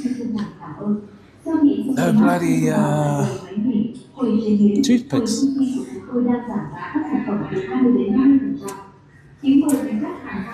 I've used some. I always carry my own toothpicks, Chad. Hey, what's up, Anton? How you doing?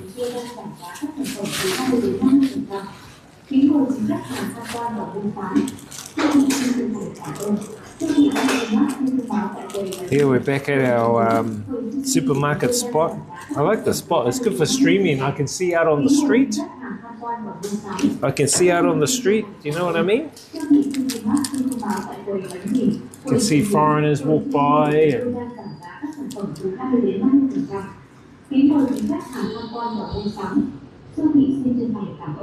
Siêu thị Culimax xin thông báo tại quầy bánh mì, quầy chế biến, quầy sushi của chúng tôi đang giảm giá các sản phẩm từ 20 đến 50%. Phí mời dừng khách hàng tham quan và mua sắm. Siêu thị xin chân thành cảm ơn. Siêu thị Culimax xin thông báo tại quầy bánh mì, quầy chế biến, quầy sushi của chúng tôi đang giảm giá các sản phẩm từ 20 đến 50%. Phí mời dừng khách hàng tham quan và mua sắm. Siêu thị xin chân thành cảm ơn. Siêu thị Culimax xin thông báo tại quầy bánh mì, quầy chế biến, quầy sushi của chúng tôi đang giảm giá các sản phẩm từ 20 đến 50%. Phí mời quý khách hàng tham quan và mua sắm. Siêu thị xin chân thành cảm ơn. Siêu thị Culimax xin thông báo tại quầy bánh mì, quầy just give the old man your kiwi. I did, but he didn't want it. He goes, oh, it's okay, it's okay. I tried to leave it with him, but I offered it to him, but he didn't want to take it. So I said, oh, that's fine. I think he was just happy just for me to have games with him, and it was really good to catch up and play some billiards with that. As I was saying before, when I did the review, I think that playing pool in another country, it kind of connects you in a way where you don't need to talk or you have language. I think there is an automatic, natural way of communication when you engage with people in playing games like billiards. I mean, it's like at any sporting events, world sporting event. You know what I mean? You engage with the opponent, but in this way, it's kind of like a camaraderie. And there was a third guy there. You may have seen him in the chat, in the streams that I played. He was a very cheeky guy. He's a cheeky Chinese guy. He's kind of bald guy. So I played him a few times, but he would get cocky. He was a very cocky guy, and I thought, man, this guy's ignorant. And what happened was I would beat him, and I would always be 2 games ahead, but he wanted to keep playing the game, even though the old man was waiting for his turn. That guy wanted to keep playing me, to be ahead, to beat me. It's like it's that sign of competition, chat, and everyone's used to competing with one another. It's trying to game it or trying to get the one over, the one-ups over people. I noticed that a lot of people want to get one-ups over people, taking advantage of others or getting that win over them. I want to win. I want to, gaming it. I call it gaming. People want to game against other people, and it's. I find it's a mental issue, bro. It's a mental health issue where others want to get one-ups over other people. It's like, for instance, you stand in line and then someone jumps in front of you in line. They're trying to get one-up over you. Do you know what I mean? It happened last night when I was walking in Shanghai. I checked in and we were walking to the plane. I don't know if you guys saw. We were walking to the plane on stream and there was a girl and she was trying to run ahead of me, but I kept walking quicker than her. She was trying to get the one-ups. I was going, these guys, it's like an inbred competition thing, and I think it comes through the capitalist system where, you've got artificial scarcity, ruthless competition. It's a learned behavior.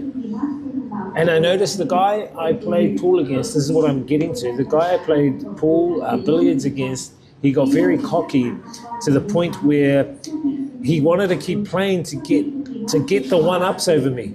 Like I was, I think, 4-2, right? I had basically beaten them because it's the first. If you play out of 3, it's the first to win 2 games, and I did that, 2-1. Then it should have been the old man's game, but he wanted to keep playing. I don't think he believed he would lose. Anyway, we kept playing, and then it was like 5-3, and he still wanted to keep playing. And then I offered to give my stick to the old man, and then that guy eventually gave a stick to the old man. But he wanted to get the one-ups, and I was going, man, this is that competition behavior, competitive behavior.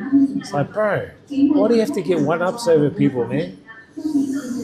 And I can tell when people do it. They do it, I think, psychologically, subconsciously too. They don't realize they're doing it. So, yeah.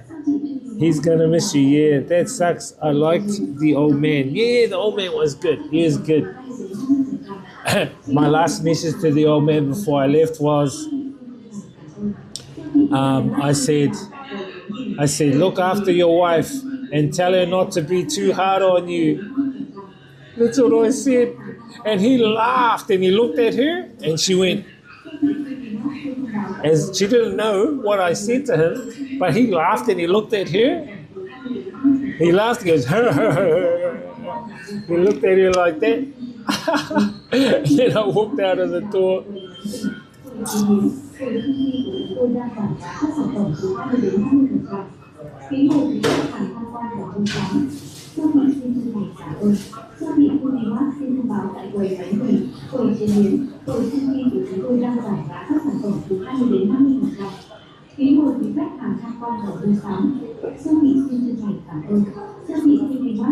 Yeah, but it sucks though, you know, people trying to get the one-ups over you, eh, bro? It's like, bro,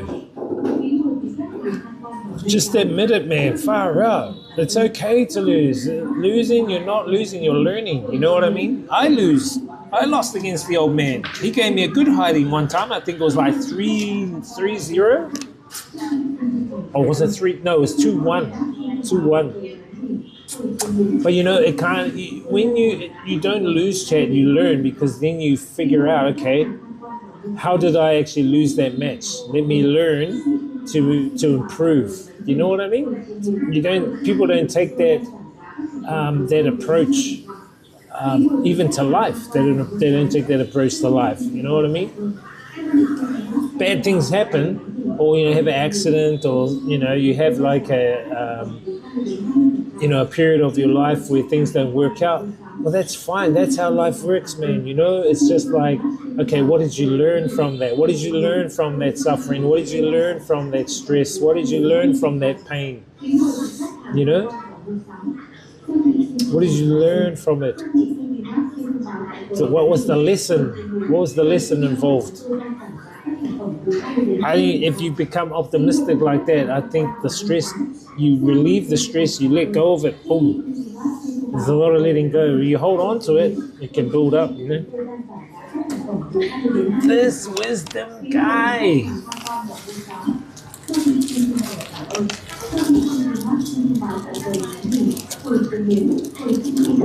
People are coming in now, getting some hungry people chat. I thought I'd just stream for a couple of hours today.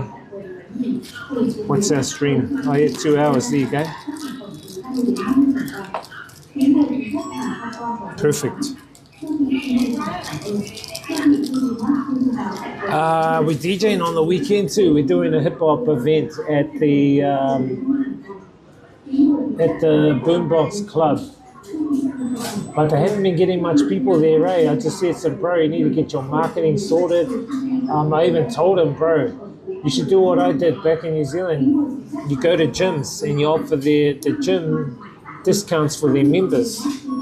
Or you go to hairdressers and you do hairdressing shows. You use the saloons. You might use 4 or 5 saloons to come and do a hairdressing competition.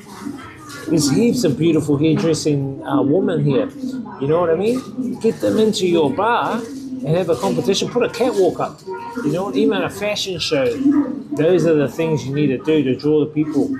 how you do clubs chat in New Zealand is how it would work here too. And that is to focus on getting the girls. If you can get girls into your bar, the guys will automatically follow. Take care of the girls, the guys will follow. Boom. I said to him, bro, you need to do a bit of marketing and a bit of strategy, you know what I mean? I used to run clubs back in New Zealand. I built clubs. I built nightclubs back in the 90s, early 2000s. Me and my bro had our own nightclub. We sold it because they bought us out. This company, oh, we want to buy your club. Yep, sweet. And we built clubs. I actually slept in the building for 3 months. Build the club from scratch.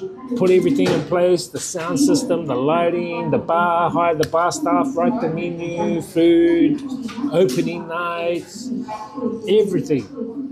How to run a club, got my general manager's certificate. So I've run my own club and own bar and stuff like that. But, you know, it was a goal and I achieved that. Yo, what's up, buddy? This guy with the boom boom room. Would I get into it? I got offered to invest in another bar back in New Zealand. One of my close DJ mates. But I don't think the bar scene's going to be around much longer back in New Zealand, to be honest. Not if the price of alcohol goes up even more. It's too expensive. Maybe for dating, yep. The bar scene will still exist for dating. That's cool. What I see maybe taking over would be coffee shop dating, cafes. The amount of cafes, like how they have the cafes around the lakes here.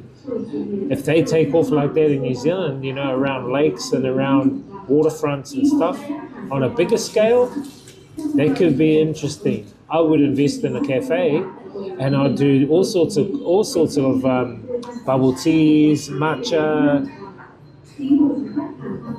I'll incorporate the Asian. Hey, don't copy me, don't listen to my strategy. This guy. Whatever helps the people at the end of the day, you know what I mean?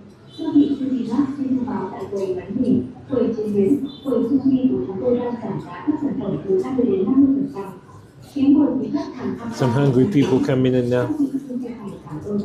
Buddy.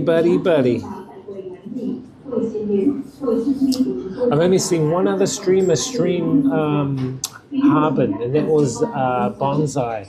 She streamed Harbin, but I don't think did she stream it in winter? Yes, she did, but I didn't see her go to the Ice and Snow Festival or the Ice and Snow Park. I just saw her eat at a restaurant. She would just stay in, her streams were just inside restaurants. She would just go to the restaurant, spend 2 hours, 3 hours in there, chatting, eating food, then that's it. She wouldn't go outside. And maybe she was scared of the snow. But if you guys come across any streamers that do Harbin, let me know. I'd like to see how they handle that environment, I think.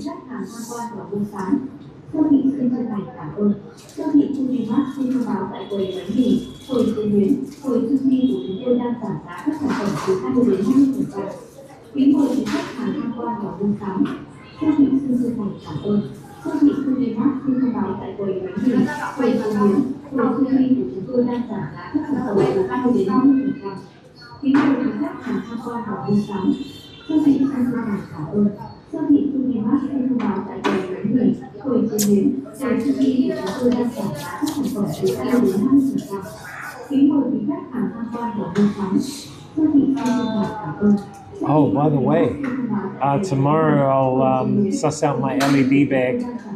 I think we'll get the LED bag up and running with my logo, maybe some VODs playing. Definitely the Octopass QR code, so when I'm riding, people can see the Octopass QR code on the back of the bag, and they can do a quick, like at the lights. We were on motorbike and we're parked up waiting for the lights to go green. They can do take a quick snap of the QR code on the back. On the back of the LED bag. I want to see if Guangzhou has bigger LED bags. The bag, I fit the bag. Bag's fine. But I want a bag that can also take my laptop. Hey, what is up? Tismo. Yeah, going good, bro. How you doing?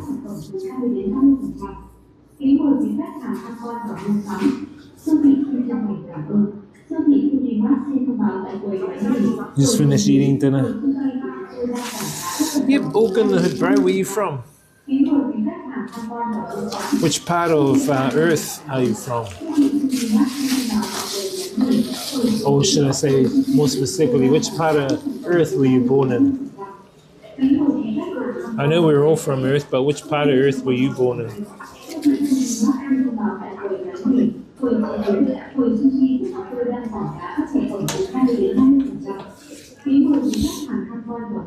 London. Oh, nice. I'm from Aotearoa. Do you know where Aotearoa is? How's London? How's your Prime Sinister? Your Prime Sinister, Ken Starmer. How's the Prime Sinister going? Is he your Prime Sinister? Have you seen your LED glasses for the weekend? Yeah, I need to program the glasses too. I could wear that on Saturday. Although it might be difficult trying to look where the knobs are on the DJ controller while I've got those LED glasses on. I need an LED hat. I should have had they got LED hats too in Guangzhou. So I think I'll grab a couple of LED hats as well. They would be cool. If they can be programmable ones where we can program our own stuff. I'm not sure if you need a fucking USB for that as well. Spain, shit weather. He's shit, is he? Are you gonna get the digital IDs? Are you going to get the digital ID in the UK? Your Prime, I call him Prime Sinister, the Prime Sinister. Oh, is he really the Prime Minister or the Prime Sinister? That is the question. This guy. He's racist. Why do you think he's racist? Sinister, lizards, biatch. Yes. Yes, yes, yes.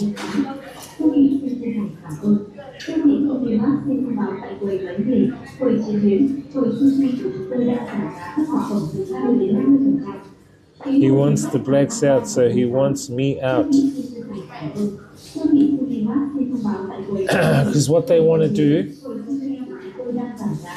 is they want to change society by infiltrating all the immigrants into different countries. Because what's happening is people are waking up and people are disagreeing with the agendas that their governments are bringing about. And because those locals, all those citizens of those countries are rebellion against the narrative and against the agenda, those governments are going, okay, how do we oust out? How do we oust out these locals that are being rebellious? You bring in immigrants. You bring immigrants in to flood and saturate the country, which is what they're doing. And not only that, but you also create division. You create more division. So you create the us and them, which is what they want. It's a part of the big agenda, bro. It's part of the big agenda. I don't want to go too much into it. We've talked about it over the past week on stream and everything like that. We know what the goal is, chat. We know what the agenda is. And what I recommend you guys do, chat, is you guys hit us up on Discord.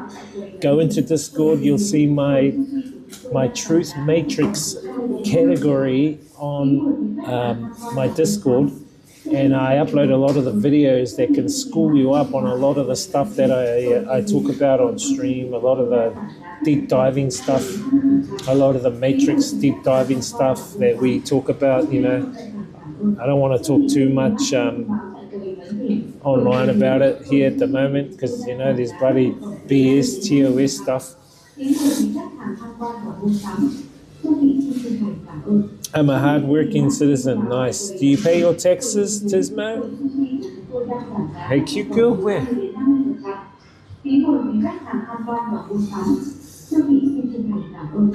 First of all, I knew all about the alien agenda. Oh yeah, everyone knows about that. You probably knew because of David Icke. You ain't an immigrant though. Yep, I understand. Nah, I'm Maori, bro. I'm not Spanish, I'm Maori. Maori are the indigenous people of New Zealand. Basically the First Nations people of New Zealand. Or Aotearoa. New Zealand is the English name. The Maori name for New Zealand is Aotearoa, means land of the long white cloud, because the Maori chief, when they first came to Aotearoa, he could see this land which had cloud over it, so he named it Aotearoa, land of the long white cloud, which is basically New Zealand. New Zealand name itself was given to the New Zealand settler government by the Danish. By the Danish, they came over and it's because it's based over there in, not Danish, sorry, Netherlands, in the Netherlands. By Abel Tasman. Is it Danish? This hard-working, painless Texas guy, 100%. You in Vietnam for holiday? Nah, I live here. I live here in Vietnam, dude.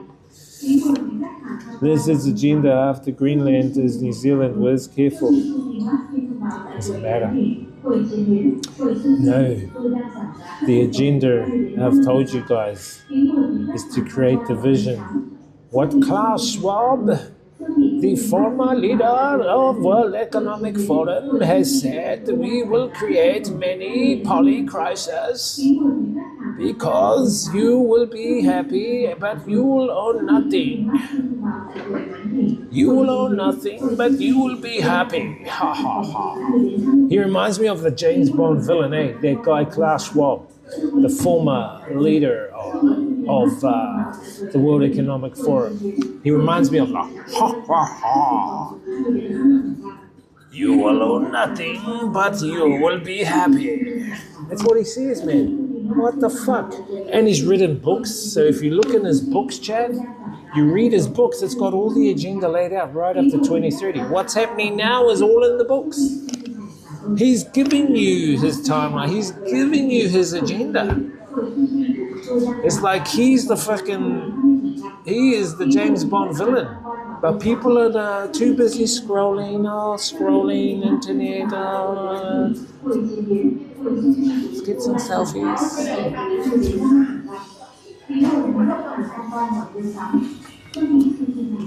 Ken, the Prime Minister of the UK is basically just a puppet.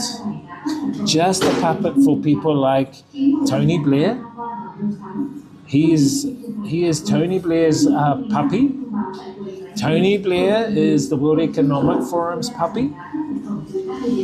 And who controls the World Economic Forum? You won't believe who controls the World Economic Forum. People like BlackRock, State Street, Vanguard.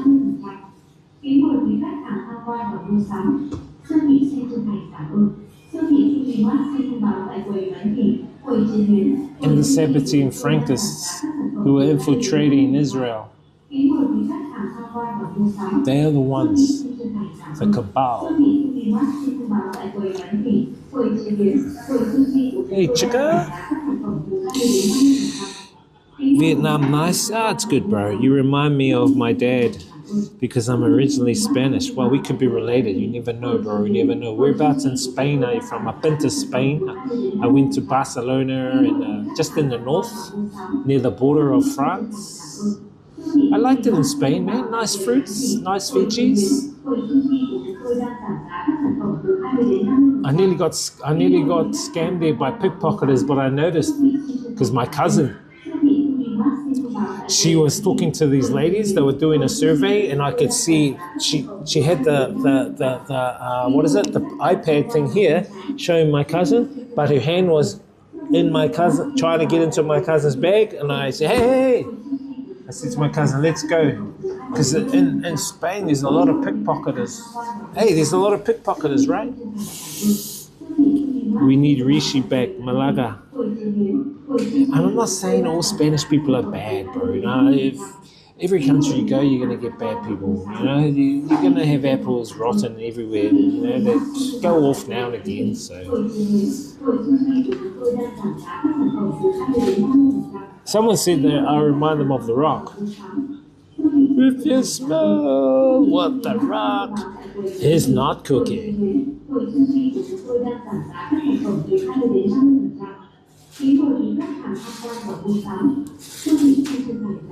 No, I'm not talking about you. I'm just talking about in general, tourism.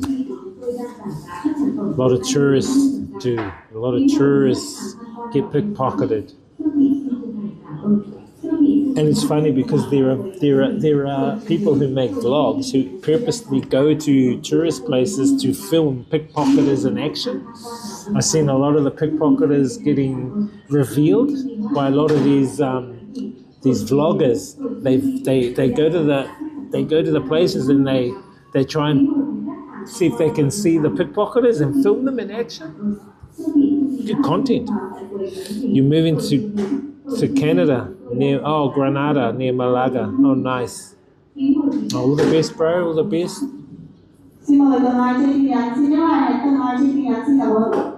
So you know, I'm Maori, native indigenous people from New Zealand.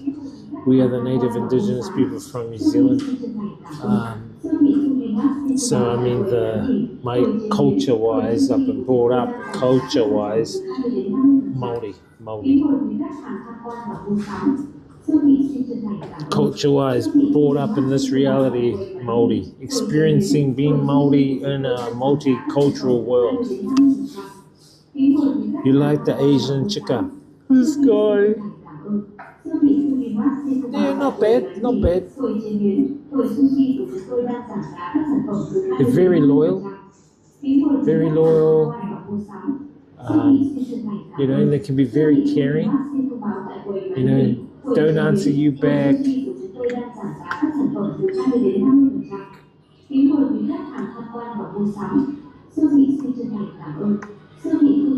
The cute baby on the back of this guy.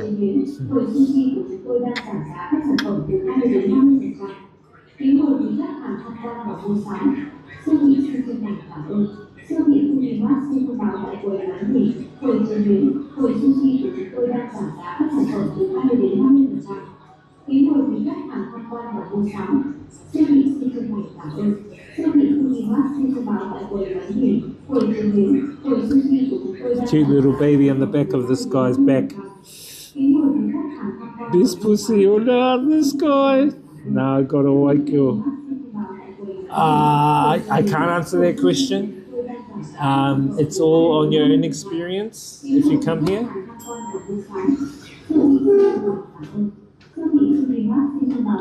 And they're going to drain your wallet. Well, they drain a few things. They'll drain a few things, the girls here. One is your wallet. And I guess you can understand what the other is. But you got, you know, you get your good ones, your bad ones, and you know, not all of them are the same. Not all of them are the same, you know. We can't generalize, chat. Do you know what I mean? It's all based on the experience you engage with at that time.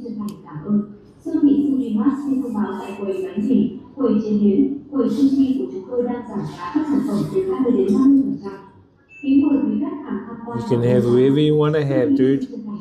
The world is your oyster. You can have a guy if you want. You can have a lady boy if you want. You can have an animal if you want. It's your choice. It's your free will. I wouldn't recommend it, but this guy. Hey, what's up, Raul? What age, if you don't mind me? I am ancient. I am an ancient soul. That's all I will say. I'm an ancient soul. thông báo tại quầy bánh mì, quầy chế biến, quầy sushi của chúng tôi đang giảm giá các sản phẩm từ 20 đến 50%. Kính mời quý khách hàng I'm 21. siêu thị xin chân thành cảm ơn. Siêu thị Sony xin thông báo tại quầy bánh mì, quầy chế biến, quầy sushi của chúng tôi đang giảm giá các sản phẩm từ 20 đến 50%. Kính mời quý khách hàng tham quan và mua sắm. Siêu thị xin chân thành cảm ơn. I'm ancient. Hey, don't copy me. Quầy chế biến, quầy sushi của chúng tôi đang giảm giá các sản phẩm từ 20 đến 50%. Kính mời quý khách hàng tham quan và 23. Oh, you're just a young guy. You could be ancient soul too. I think we're all ancient souls somehow.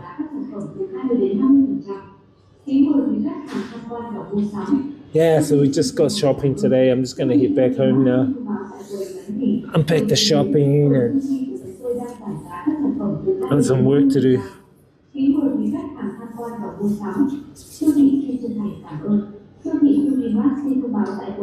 Come on. Come on.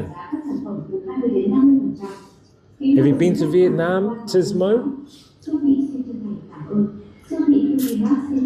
Come and experience Vietnam, bro.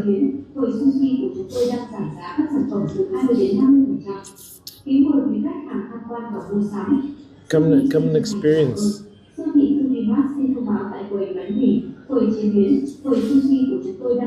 No worries, bro. Each to their own journey, each to their own journey. In time, if it's meant to be, it'll happen. You'd know. We say, no problemo. What does no problemo mean? Isn't that Spanish? No problemo?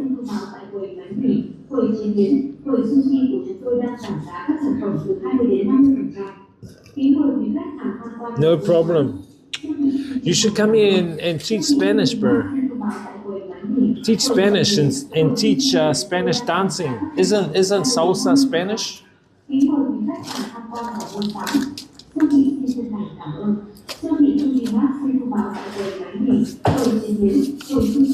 Come and teach Spanish.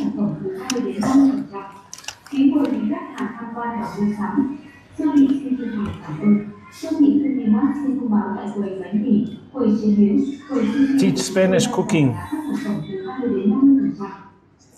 Right, see, right. You love dancing. Dancing and romancing.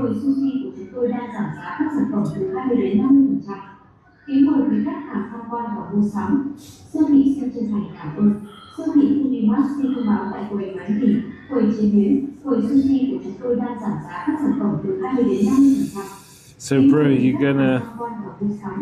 Nah, I don't smoke.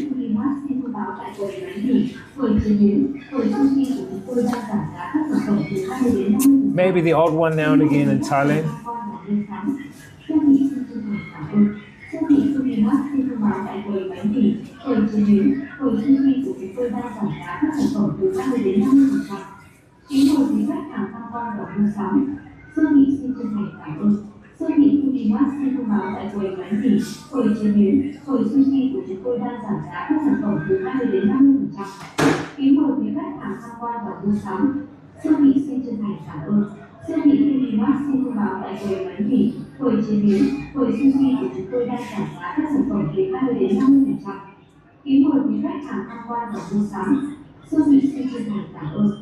Oh, that. What do you want to know that for? This guy. Too old in the UK, too cold, bro. How cold is it? Tell me how cold it is, then I'll tell you whether it's cold or not.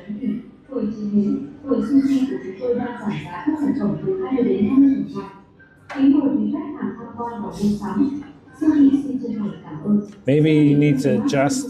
Maybe you're not keeping warm. How would you guys survive in the cold if you didn't have any electricity? Like your electricity went off, how would you survive? 4 degrees. Oh, yeah, it's all right. Spain is usually 30. That's why I'm moving back. Oh, I see. Yeah, New Zealand can get warm too. So, but usually the warm temperatures are around 25 degrees in New Zealand. But the sun is quite harsh. xin thông báo tại quầy bánh mì, quầy chế biến, quầy sushi của chúng tôi đang giảm giá các sản phẩm từ I was just streaming in the past 2 weeks in northern China. Northern China is very, very cold. So we were there for the past 2 weeks. I just got back last night and we were streaming in temperatures between -20 and -30. So we were streaming in -20, -30. You can check all the VODs on the green channel, green team kick. You can see the VODs, you can see how cold it was walking around in the snow, but I got used to it. I thought it was really good actually. It strengthened me. I think going to places like that strengthens you. Well, it did me. I feel like more confident and more adjusted. I think more socially adjusted. I've become more socially adjusted to these to the environment and the places that I visit now. That's why I need to go to more places so I can become more, I would say, environmentally resilient. We need to go to check out deserts too and like dusty places, you know. Get into some tornadoes and stuff like that, and you know. I've been in major floods. I've experienced that. Yeah, I've been to Egypt. Been into the hot temperatures. Dubai, there was plus 45 degrees. Like, that was super hot.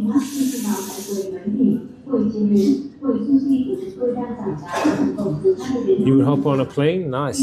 Well, you can anytime, bro. You can hop on a plane. Yeah.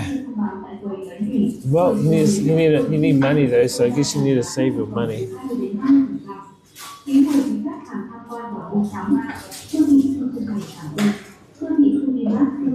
So we're at a supermarket. The thing with supermarkets in Vietnam is that they have dining areas. So this is the dining area of the supermarket. Behind me is the actual supermarket itself. So you can buy ready-to-eat meals and just heat them up in the microwave. And then you just sit down and you eat. And it's basically a good way of wanting to just eat food you want to eat. You know what I mean? You can combine food too. You can buy buns or tin food and come here and eat it.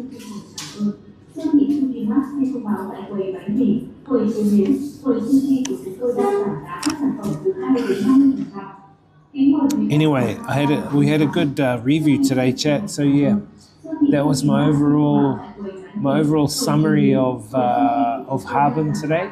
I would go back again, but I'd actually go back with someone else, like a family member or another streamer. I think it would be really cool. I think it'll be a lot more adventurous and more fun if you go to a place like Harbin with someone else.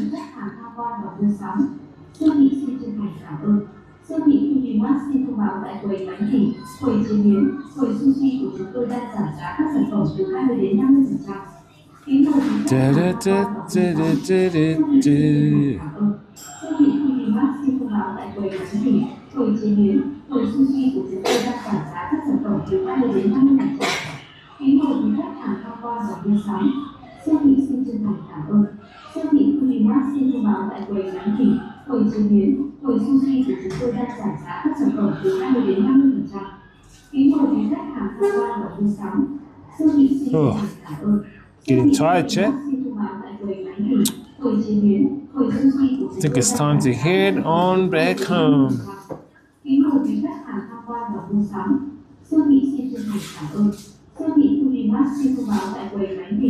Come on. Can hear them?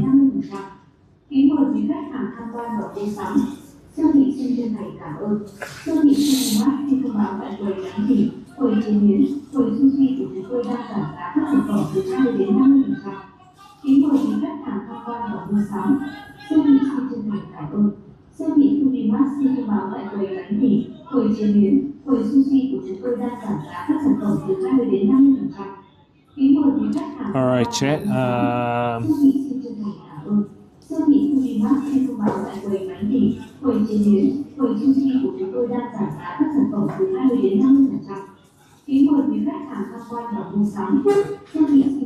We're out of here, chat. Hope you guys have a great life, not just a great day.